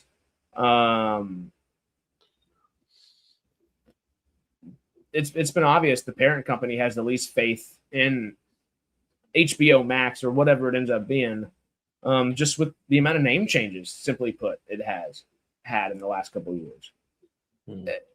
There's no confidence, seemingly, from the studio suggested to the audience, us, from just what we see. We're like, oh, well, okay, we know it's Max now. We know it's HBO Max. We know it's HBO. We're just going to continue to call it HBO. So they've gone back to HBO or HBO Max. Whoop-de-doo. Cool. But that never once signaled like, oh, yeah, y'all are doing real well. It's more. It would be nice. It would be nice to have something like Game of Thrones somewhere other than Amazon, though. Yeah, and honestly, that would be on Paramount now, technically. Yeah. And the biggest worry about this, the article does continue with the question, and it is a question I saw Monk ask here just a moment ago. No, not the cable channels. I don't think we need to answer that or ask that question. Do both HBO Max and Paramount Plus survive? Monk asked, let me see if I can find it. Paramount getting rid of HBO is a giant mistake. And I did see that episode, John Campea and R&B, and they're just speculating. I don't know where that speculation came from. I think it's mostly just them being frustrated at the Ellisons, which I understand. But also, just throwing stuff to the wall and hoping it sticks is not necessarily, especially with the way TJCS, the John Campea show, poses themselves as an authority a lot of the times. I don't think it's a very responsible thing for just, I mean, state it's a theory, don't state, oh, well, this is going to happen, and then at the end of it say, well, I have no basis for that. I'm just speculating. Start with saying you're speculating rather than letting start with this is speculation, but yes, yeah. So I don't really think that's plausible necessarily. But real quick, Paramount Plus just revealed. Oh, this is that same thing. Was there another question we missed? What happens to the Warner Brothers Pictures brand? Yeah, okay. I was kind of just consolidating those two. With that same thought, though, I don't think HBO Plus. I don't think HBO is going anywhere. And if anything, wouldn't it give Paramount Plus extra server space? Technically, yes. So they could basically merge it into one service, but then have HBO, kind of like they did with Disney Plus, where you've got Fox as a separate part of the website, and you got like you click on, you want to watch Marvel, you click on Marvel, that sort of thing. My guess, my speculation here, and I am fully saying it's speculation. I don't know nothing. It'll probably be a subscription increase as well. I would think so. I would think it's going to increase dollar-wise. If they're going to add the HBO content to Paramount Plus, then increasing the subscription will be important for them. I actually think they just spent what they're going to be spending the 110 upwards of 110 billion on purchasing it. So they're going to be looking for ways to make cash because of that. Yeah. So they're going to increase the subscription fee. Probably the ad-free one, not the normal one. But I wish they would get rid of the Plus, because it reminds me of Disney. Do HBO have their own studio space? Technically, no. God, don't get me going. Do they have their own sound stages? I was about to rip my hair out. I was like, this is just, I know we're going in circles, but like I have to like you understand this does not like equate, right? Like if you have 700 to 900 projects coming out a year, you're a studio. But anyway, as of February 2026, March 2026, reports indicate a massive $111 billion deal where plans to merge HBO Max and Paramount into a single. But yes, so this is where I was going with that. I think, and I'm just speculating here. Obviously, they just spent $110 billion. They're going to want to make a little bit back somehow. They now have the HBO brand, and they have the Max brand as well, which is just WBD, Warner Brothers. Well, maybe it would be a good idea to see if HBO Max or own server space, because if they own server space, then that's going to be a huge impact to Paramount. Well, I'm thinking Paramount Plus. It sounds like Paramount Plus is the way they want to make it go, or the way they want to push people. If they have a way that once everything goes through your HBO Max or just Max, whatever it turns into, gets consolidated into Paramount Plus, and maybe both apps become one. Whatever, Paramount Plus could take over They pay for server space just like Paramount do, just like Disney do. So they don't own their own servers, which is a shame because they should own their own servers because that would save them a lot of money. I agreed. I would have expected them to, if I'm being honest, especially with them being now so tech focused. I'm sure they'll. Server space is very limited for the modern age, to be honest. To jump on what Monk's saying right here, they have the HBO brand, the best single brand in prestige television, and they are getting rid of it. That's kind of what I'm trying to get at is, and I know I'm trying to. I don't think they'll get rid of it. See, that's what I'm saying. I don't think they're going to get rid of it. I think they're going to be incorporated somehow. Well, okay, so this is where I'm going at. I'm thinking Paramount Plus and Warner Brothers Discovery will consolidate. either into it honestly makes more sense for me for them to turn HBO Max, whatever, into Paramount Plus. Consolidate instead of 76 million people or 79 million people, go to the 131 million. Sure. Unless it's spread out over 3 separate streaming services, HBO Max might not have 131 million there, because they did say Discovery Plus and HBO Linear at the same time. And who knows? Paramount Max might literally be the end all to end all of what it is there. The thought I'm having here, though, because that HBO brand is that just specifically big thing, what did Amazon do after purchasing MGM? A lot of their stuff is still on Amazon Prime proper, but now they also have MGM Plus for like the shows they're kind of trying to shoot for and have some fun stuff. Yeah, that's the thing that I've hated ever since it was like they officially took it, because you still have to pay extra for MGM on Amazon Prime. Whereas I think it'll be similar. They would have been under one subscription, so it would have made more sense. But they're milking money. I mean, I was watching an anime series. I watched season 1, but then it's like, well, look, I told you about it. It's I was watching it on Amazon. It was, is it wrong to pick up girls in a dungeon? I told you about that, didn't I? I think it's got like 6 seasons. You can watch season 1, but then you have to rent or buy season 2. If you're not subscribed to Crunchyroll on, or was it High Dive, one or the other, on Amazon Prime. So does that make sense? Yeah. So you can watch it for free on Prime without the High Dive or Crunchyroll, but then you can't watch season 2 without it. And it does they've done it with every carrying on through. So you can watch season 3 for free, but then you can't watch season 4 free, which is stupid. But just for the Amazon thing, like Farscape's the same way. We're about to finish season 3, and you can get seasons 1, 2, 3, and then I think season 4 is on MGM Plus, or it's just behind a paywall in general. And it's just kind of like, for why? But why? It's like, can you give me an actual answer? Yeah. Always answer is yes, of course. Oh yeah, I can't watch Billy the Kid season 3 or new Spartacus spinoff without paying extra. And I feel like because they know HBO is that prestige television in that same sense, that they will follow a similar business model to MGM Plus. I mean, I'd rather than just increase it a couple of quid or a couple of dollars, just to increase the monthly subscription by $1 or $2 maybe. That would I would prefer that to then having I think to we're getting pay. I think what was it, £4.99. I think is the MG subscription, if I remember rightly.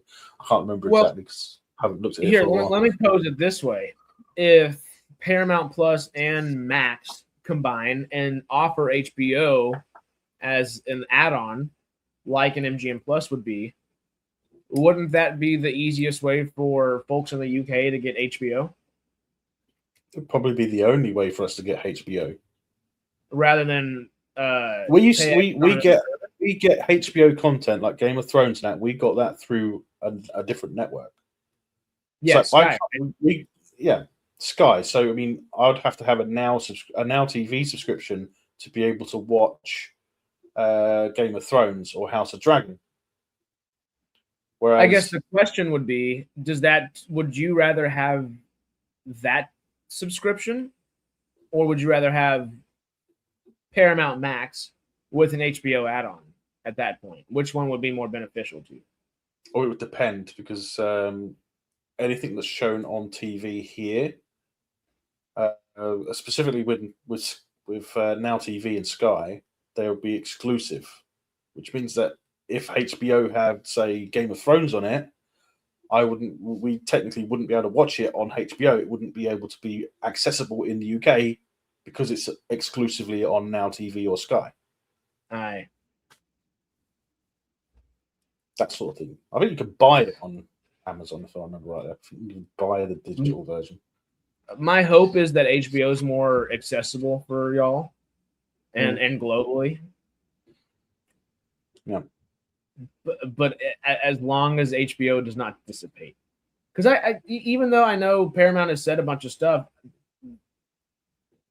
I have not seen the words, and HBO is getting absorbed into Paramount Plus, or HBO is getting absorbed into HBO Max proper, or whatever it is.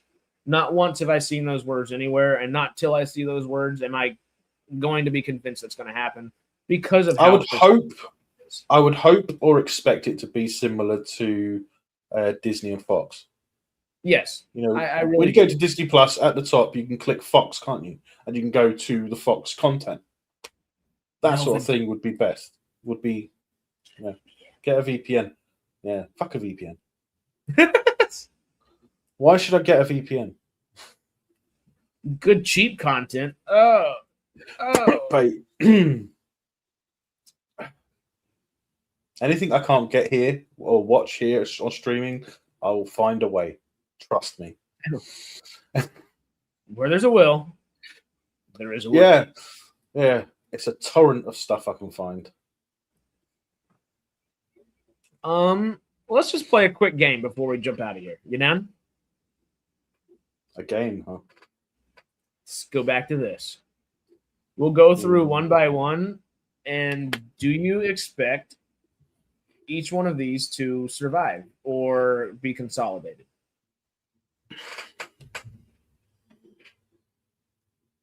SKYDANCE. Do you think it's going to be consolidated, or is it going to survive? That one's going to survive because it's David Ellison's baby. I'd say that I would hope that they would keep them separate if they can. But if they want to consolidate, then I suppose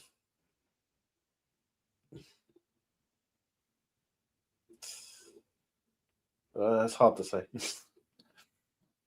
Because I just see CNN and CBS and stuff like that up there, HBO, CBS Sports.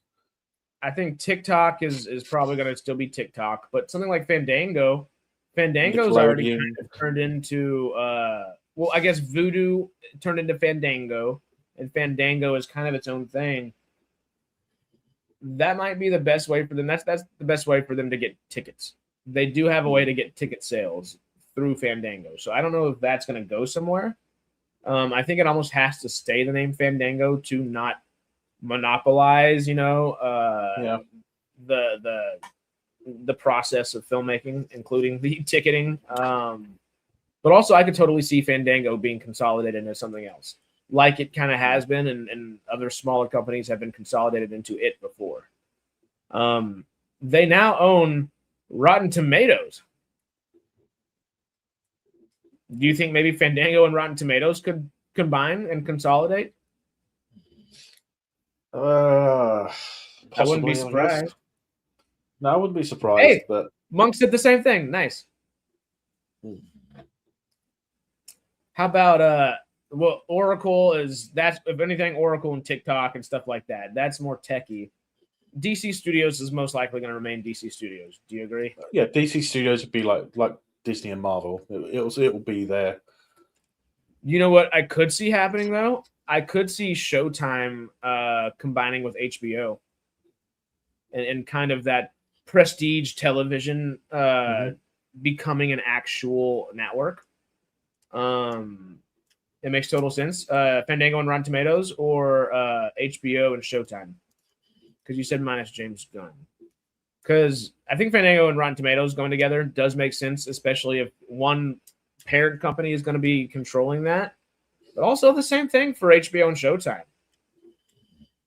Like, I'm looking at Comedy Central and I'm thinking, when was the last time I watched something that was actually funny and made me laugh on Comedy Central? I can't remember. Yeah, shoot. Oh, the roast of Tom Brady. I think that was probably it. Probably it.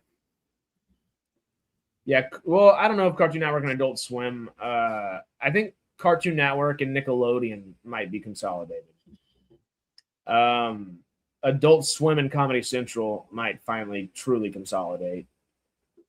Showtime and HBO. I don't know, Chad. What are y'all thinking? That I could see them very much combining in that sense.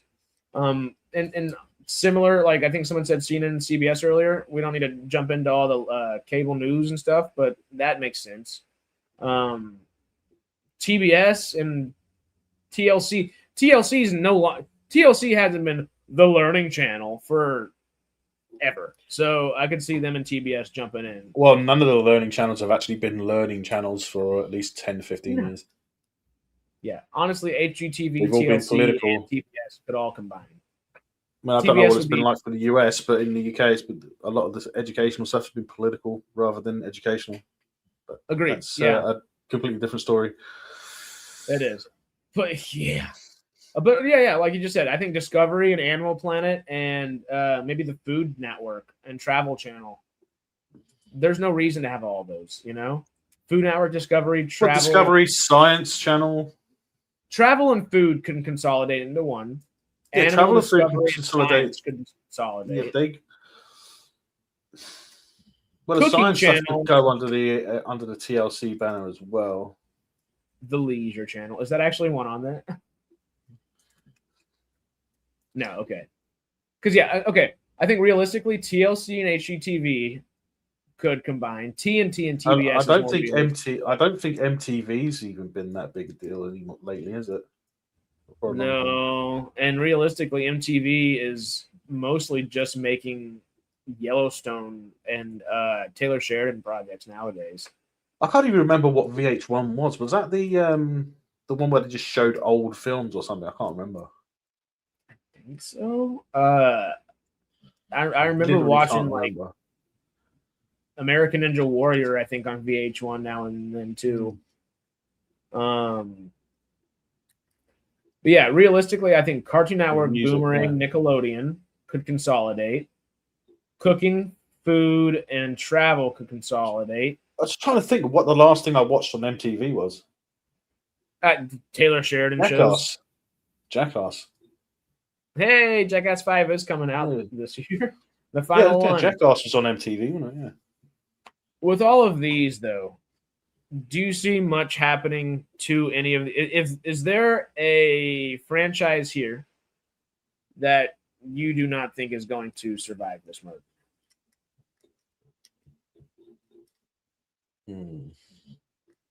I've got one I can automatically say. Yeah, what's that? I do not think Rugrats is ever coming back. No. Right there. I don't think Rugrats is ever coming back, and I know they are making Garfield. Yeah, I know Dexter might have a chance of staying around for a while because they're still making more. Wonder Woman hasn't that kind of played off. A lot of DC stuff has. Those both make sense. Yeah. Way too out there for the Ellisons, the Rugrats, or the Harley Quinn show. Yeah, I don't know why they've got all the Rugrats DC stuff separated here. I don't understand that. Why don't they just throw that under DC? I guess banner? because they do have separate things. Like Joker is kind of Elseworlds Joker. Harley Quinn is the Harley Quinn show. Yeah. I don't know why Aquaman, The Flash. These five, Wonder Woman, Shazam, Superman, Aquaman, Flash, and Batman, and Shazam should all be just DC. So anything DC should come under the DC banner rather than I could see. Honestly, so should Harley Quinn. Joker being Elseworlds kind of makes sense. Yeah. Fingers crossed for Harry Potter disappearing. No, we always need more Harry Potter. Maybe not just for the sake of cash, but Dexter and True Detective should merge. Agreed. I like that one from earlier. That could work. And maybe not should merge, but you might as well say A Quiet Place and Star Trek should merge. No, Dexter and True Detective could work. Yeah. But yeah, I don't know if A Quiet Place works. Well, A Quiet Place and Cloverfield, put those together pretty easily, realistically. Didn't I hear something of people were wanting a Transformers merge with something. I can't remember what it was. I love the thought. Merge with Mad Max. That's a good idea. Well, you said what? Is someone doing what? I seem to remember someone saying something about Transformers merging with something, or doing like a crossover with something. I can't remember. Oh, G.I. Joe. Oh, was it G.I. Joe?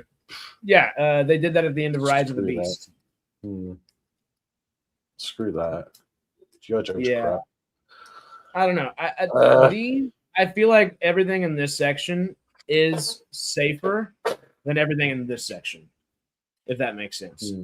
I think major franchises are safer than companies, networks, and channels in a big way. These, I mean, we're just having fun. I don't think realistically. Oh, look, Green Lantern's right there. I didn't even notice that. Teen Titans and Justice League. Why are they all just? That's DC. But I don't think those franchises are really going to cross over more so than we see them crossing over today, necessarily, of course. Well, none are not linked at all in any way. You know, I wanted Shazam and I wanted Black Adam and Superman to face off. I wanted a movie where they faced off, but it just didn't deserve it. I'm sorry. I do enjoy. I think it would have been. I think it would have been a lot better if it didn't have that Dwayne Johnson in as Black Adam. He just got so caught up in his ego there, where, hey, dude, like, you are Shazam's villain. Even though he's not like the villain, have Shazam in your movie. Oh, excuse me, Lordy. Like in the movie, have Shazam. Don't try to Superman pigeonhole this stuff. Just Shazam it up. That's the whole thing. If you as Black Adam have to say the word Shazam to turn into Black Adam, you're Shazam. Maybe have Shazam in there and don't just have such a big stick stuck up your ass that it won't wiggle the rock loose. You know, like that sucked because that movie deserved better. It wasn't the worst movie in the world, but it was just so mid.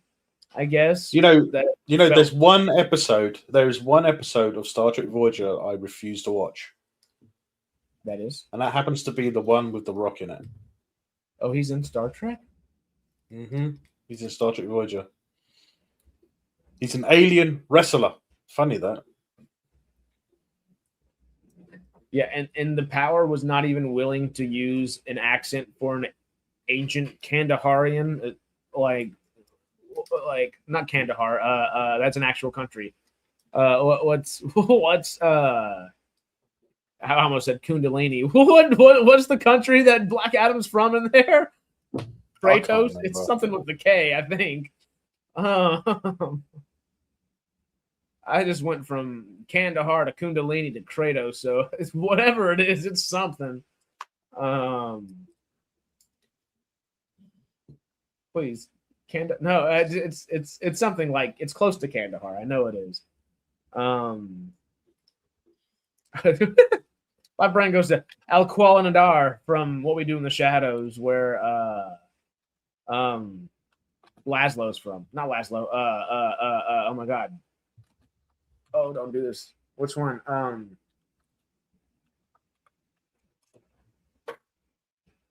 Guillermo's master. Kandak. Kandak? Kandak, yeah. Okay, cool. Why am I blanking on What We Do in the Shadows? Laszlo, Nadia, Guillermo, Colin Robinson, and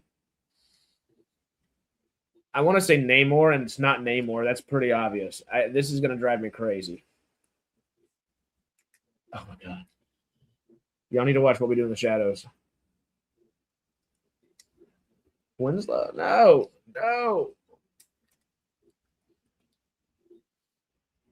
Nandor, the Relentless. Oh, that was going to kill me.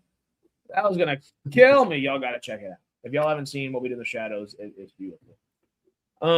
Everything today, though, all that's been said, there's a lot of trepidation to be had with this Paramount SkyDance Warner Brothers. It's always Discovery nice to see. It's always nice to see Jay a bit pissed off. I'm good at pissing him off at times too. I know how to dig in there just a little bit. My favorite thing so much. I was kind of year, hoping when he was saying about how Paramount has actually been pushed to the right. I was like, fucking. But anyway, you were like, I watched Starfleet Academy this week actually, and I haven't watched it for 2 weeks. I don't think I've watched 2 episodes. This is true. This is true. My favorite thing last year was just messing with Jay during the Chevron Awards, and just saying the wrong name or prodding him along just a little long. He just got so antsy so quick and be like, just say it, and it was so much fun. Will I do something like that in 2 weeks? We'll see. We'll see. There's going to be a larger panel of us rather than just Jay and I jumping through it. So we'll play it by ear, but it's going to be fun one way or another. I guess real quick, just to summarize. La la la la la. All that being said, Paramount, Discovery, all this different Warner Brothers, SkyDance, all of it put together. Well, there's going to be a lot to follow here for not just this year, but years to come. What actually happens, whether it goes through the regulatory system or doesn't. That will be something. I think it will. It will. I don't think it's going to be a problem. The only issue they had with to put it going through this regulatory system was Netflix itself. Yeah, because everyone was warning that Netflix are they're going to destroy Hollywood if they can. And I believe that because Netflix don't look at it in that way.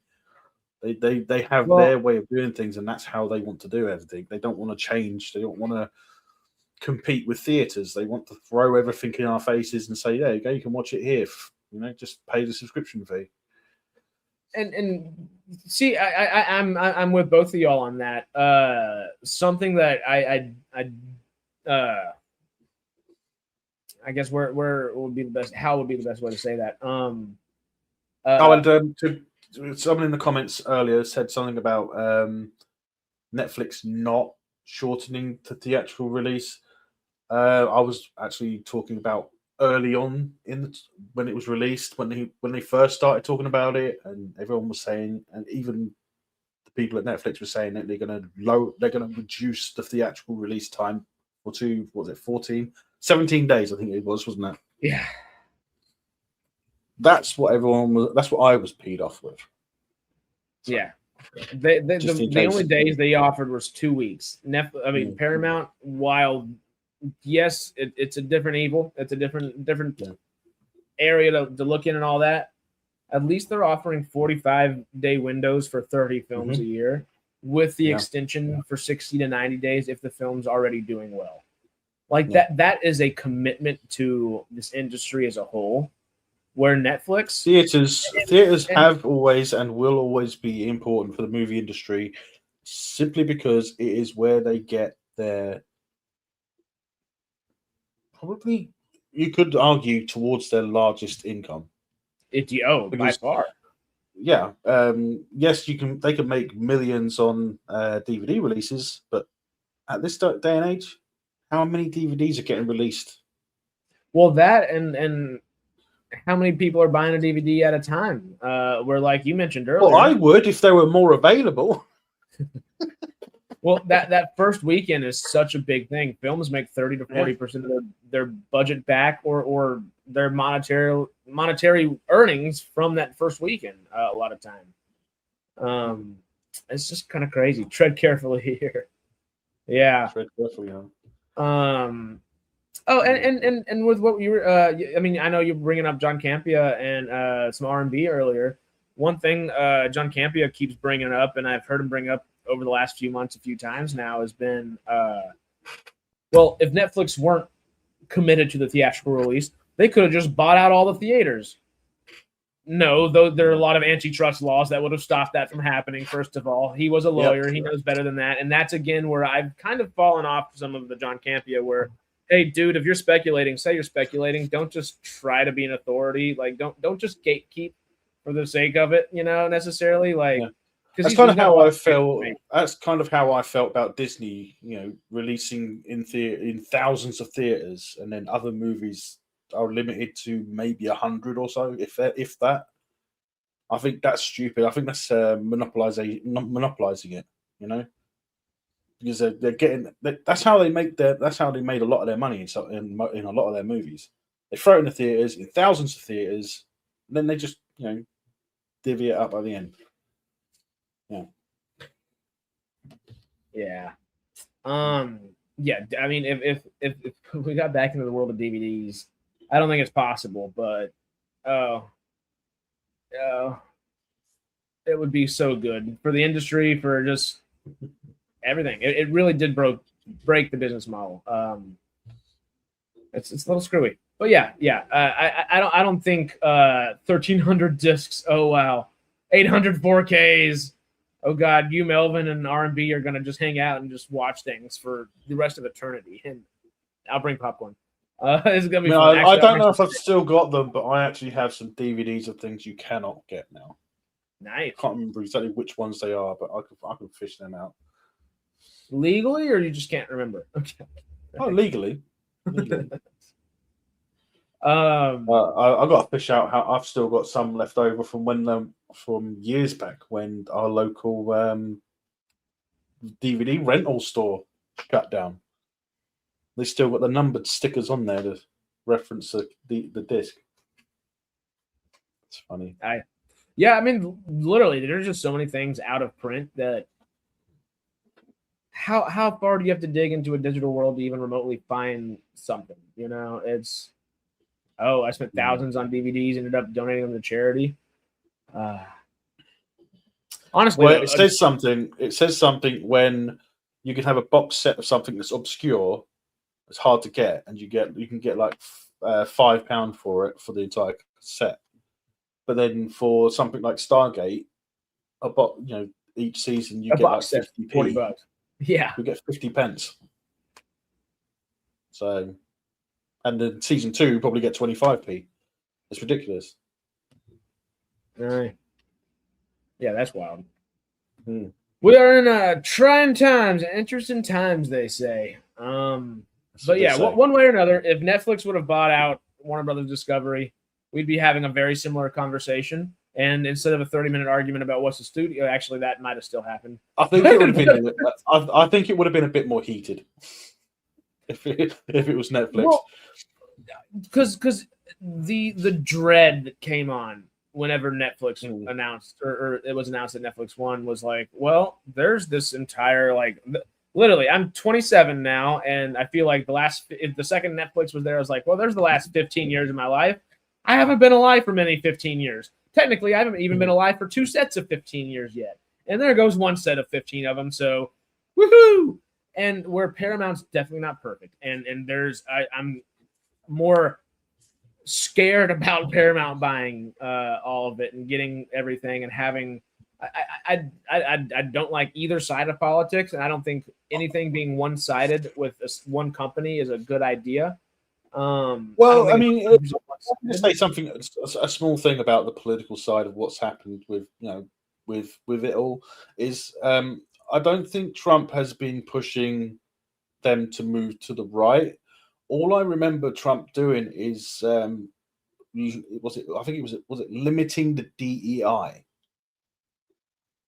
Because the DEI that was in place was discriminating against anyone. Sure, but any mandate like that, what happened the last time there was a mandate for it? Basically, it was the ticking boxes.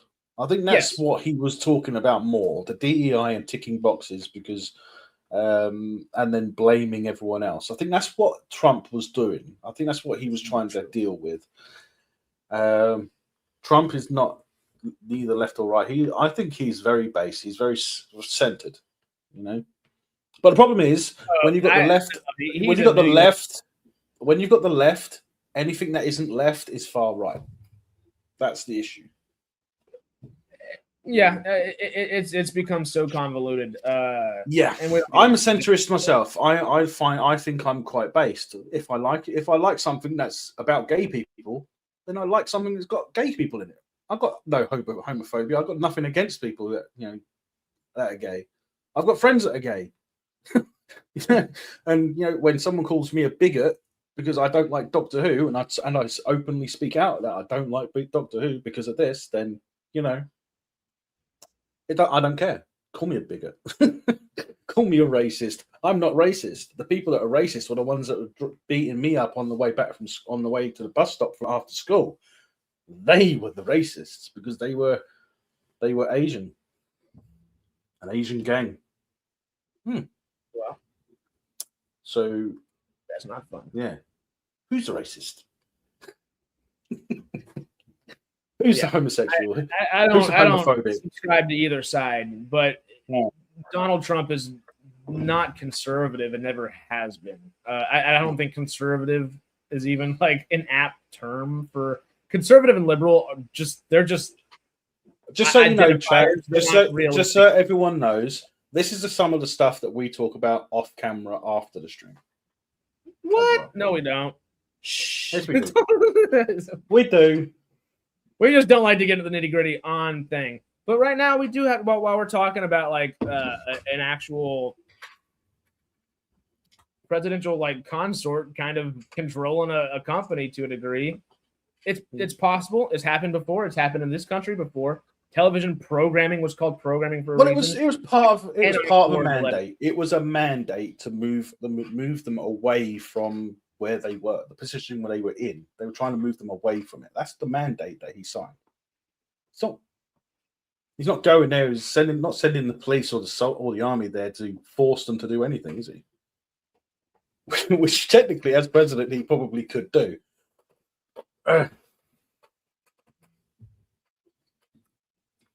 And I don't like. I'm not going to get into a debate about the left and the right because I'm in the UK. I have my opinions, I have my thoughts, I have my experiences, and I see things every day. But I'm not going to see you next week, so you don't get scooped up off the side of the street somewhere. Yeah, that's a good point. Because that's happening in your country and my country. It's a great time to be. Where was that thing? What was it a minute ago? The old Chinese proverb from Tony: "May you live in interesting times." It feels like an old Chinese curse right now. But you know what I say to that? One way or another. What I'll say to that is they're coming for China next.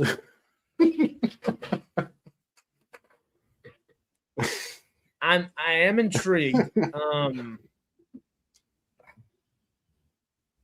Maybe not this summer, even though this summer would be a good. It's always going to be a hot political climate one way or another. Because coming up, we want to get SciTrek going again, which was the old M Cubed, and y'all could probably guess, SciTrek is great. We might want to eventually do a fantasy trek. I think we've mentioned it a few times. I think those would be on the docket before trying to jump into a political channel, just because. Yeah, I know that's what I was thinking too. But also, politics is a very slippery slope. It's a slippery slope that takes a lot of your time and brain power, and it makes you frustrated or too emotional to jump in and talk about other things other times that might be scheduled and stuff too, So yeah, we'll discuss it. DM me on Instagram. We'll talk about it. Because that's something I would like to do, but I don't think it's this year. I think it's more year or maybe a couple years out. Just depends on how we grow. It just depends on what the political climate is in a couple of years. We'll see what the political climate is in a couple of years, then we'll talk about it. That's the other thing. See, I'd rather stick with the nerdy stuff right now, and if we expand past that at a certain point, we expand past that, But for a while, because that would be a lot. That would be a lot, a lot. And you'll see. We got plans, good sir. It's just going to take a second for everything to come to fruition, and that's okay. Life's life. Well, I mean, if you look at Amazon, if you look at Amazon and you have the categories where you go sci-fi, fantasy, fantasy. If you look at any of those three, all the same films are in there. All of them are the same list. Well, yeah, fantasy and sci-fi should be different. Except I don't think Lord of the Rings shows up in the sci-fi one. It shouldn't, and I'm, Well, I'm not hoping Lord of the Rings. I mean, Foundation Rings of doesn't show Power. up. Sorry, in, I meant Rings of Power. Yeah, that doesn't show up in the sci-fi one because that's not. Ayo. That would never be the goal, and we would painstakingly make sure that is not what's going to happen. If that were the case, that's something that we are thinking about for the future, and it's not something like right now. We would need like, hey, if we get to 50, 60, 75K, hey, then we might think of growing and expanding, and it wouldn't necessarily be just the faces you're familiar with right now. We would grow as a group as well. There would be more folks coming on board, and then there are other things. But that is something for the future. For today, though, before we jump out of here, Melvin, is there anything that you would like to promote from Quest RRC? Yeah, well, I am definitely hoping that I'll be able to get a video out tomorrow or do a live stream. I'm not 100% certain tomorrow for Monarch season 2 because I haven't done that. I haven't watched it yet, so I'm deciding what to do there. But other than that, other than playing games on my other channel, which is Quest G30 on YouTube, I've been playing Space Engineers. But other than that, Quest RC. Y'all know where to go. Yeah, y'all know where to go. David, Zombie Trek. I will let you know that zombies are played out. Zombies have been played out for years. Screw the zombie stuff. Well, and something to let y'all know, we're trying to figure out like the kaiju section of SciTrek and try to figure some stuff out that Melvin can come in and then do some stuff on kaijus and stuff like that. And, Trek. Well, it's sci-fi. Trekzilla. Zombies are technically sci-fi as well. So Schmook and I are actually trying to figure out a way to do that, and I have a few ideas that I do need to pitch him as well. Specifically thinking about stuff like 28 Years Later and stuff like that, just because that's on the brain from this year still. But I know he's a huge Walking Dead fan, so there we go. We want to expand certain sections of SciTrek as well, and it's going to take a little time, but we'll get there. We're trying to find the best ways to do that and not oversaturate all of us at the same time, and also keep a decent schedule for everybody and still make it fun. You know, there's a few avenues that we have to hit there. We've got boxes to tick. They're not like BS kind of boxes that, you know, you got to tick for the sake of ticking. They Expanse Trek, that's something I would do. That's something I would do. Yeah. The Rocinante? The Expanse did the Expanse Trek. Well, I mean, technically, the Expanse is something we've always talked about a good amount. We just need more Expanse to talk about, honestly. Fingers crossed we get some sooner than later. The good old Tachi renamed Rocinante. Ayo. But one way or another, we're going to be here for a good while. Come hang with us. Continue to hang with us. Whether it was going to be Netflix or Paramount buying out Warner Brothers, we were going to have an interesting topic to talk about today and for the oncoming. Like I said, Netflix, it might have been a bit more vocal. Yeah, where Paramount still feels there's a bit of that soullessness that is coming in through just Netflix would have been almost like just a infinite void that it felt like it just fell into. And if we ever do anything for the Expanse, it would be nice to get a hold of Ty and that guy and get them on. Where we get Ty Franks himself, one of the 3 who wrote the Expanse. That would be great. He does it. He's got a YouTube channel. Aye. It'd be great to do a collab if you can get to that point. We love you too, Tony. You're the best, man. I see, and I understand where you're coming from. Are we a studio trick? Anyway, god damn it, that was great. That was perfect. Of the two, Netflix is lesser evil, just my opinion. I would say the opposite. Yeah, but I understand exactly where you're coming from. And this goes into where I think about politics, and not to bring it back there, but I don't believe in voting for the lesser of two evils. I don't vote for somebody unless I actually have like faith in their ability to lead. Which I'll be honest, I didn't vote in the last election because I didn't like either one of them, and I didn't think either one of them remotely had a good ability to lead. I didn't vote either, but I wish I did because we might not have had this guy. Yeah, things happen. No names.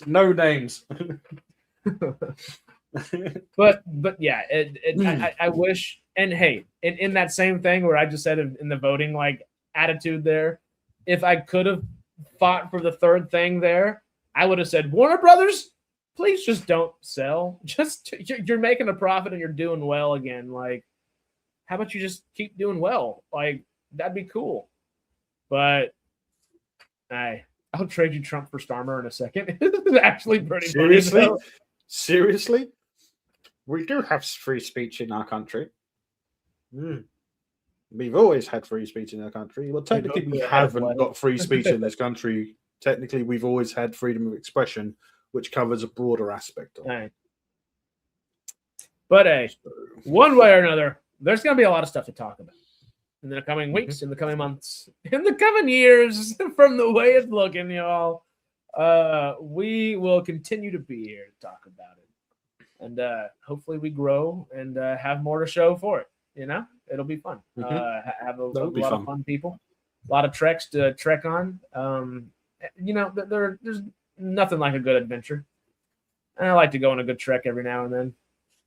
So, hey, come SciTrek it up with us while we Star Trek, Stargate, Star Wars, Expanse, Alien, Predator, Babylon, Battlestar. I'm running out of things. No Ordinary Family. This was a great stream. Have a wonderful stream. Yep, he still hasn't watched it. Oops. Yeah, Melvin's been asking me to watch that for how long's it been now? It's been well over a year now, hasn't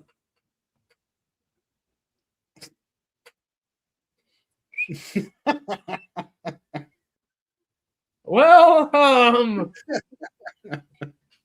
stream has been a bit short tonight, has it? on our 45 minutes longer than usual. Hey, Stormy pops in right now. We're gonna go for another 4 hours. Watch out. Or longer. Everything being said, once again, though, you know we love and appreciate y'all. Thank you for hanging with us. Stay cosmic, SciTrekkers. And we're going to see you in the next video. Also, go check out Melvin's channel, Tachyon Pulse, Sarah's channel. Y'all know what to do.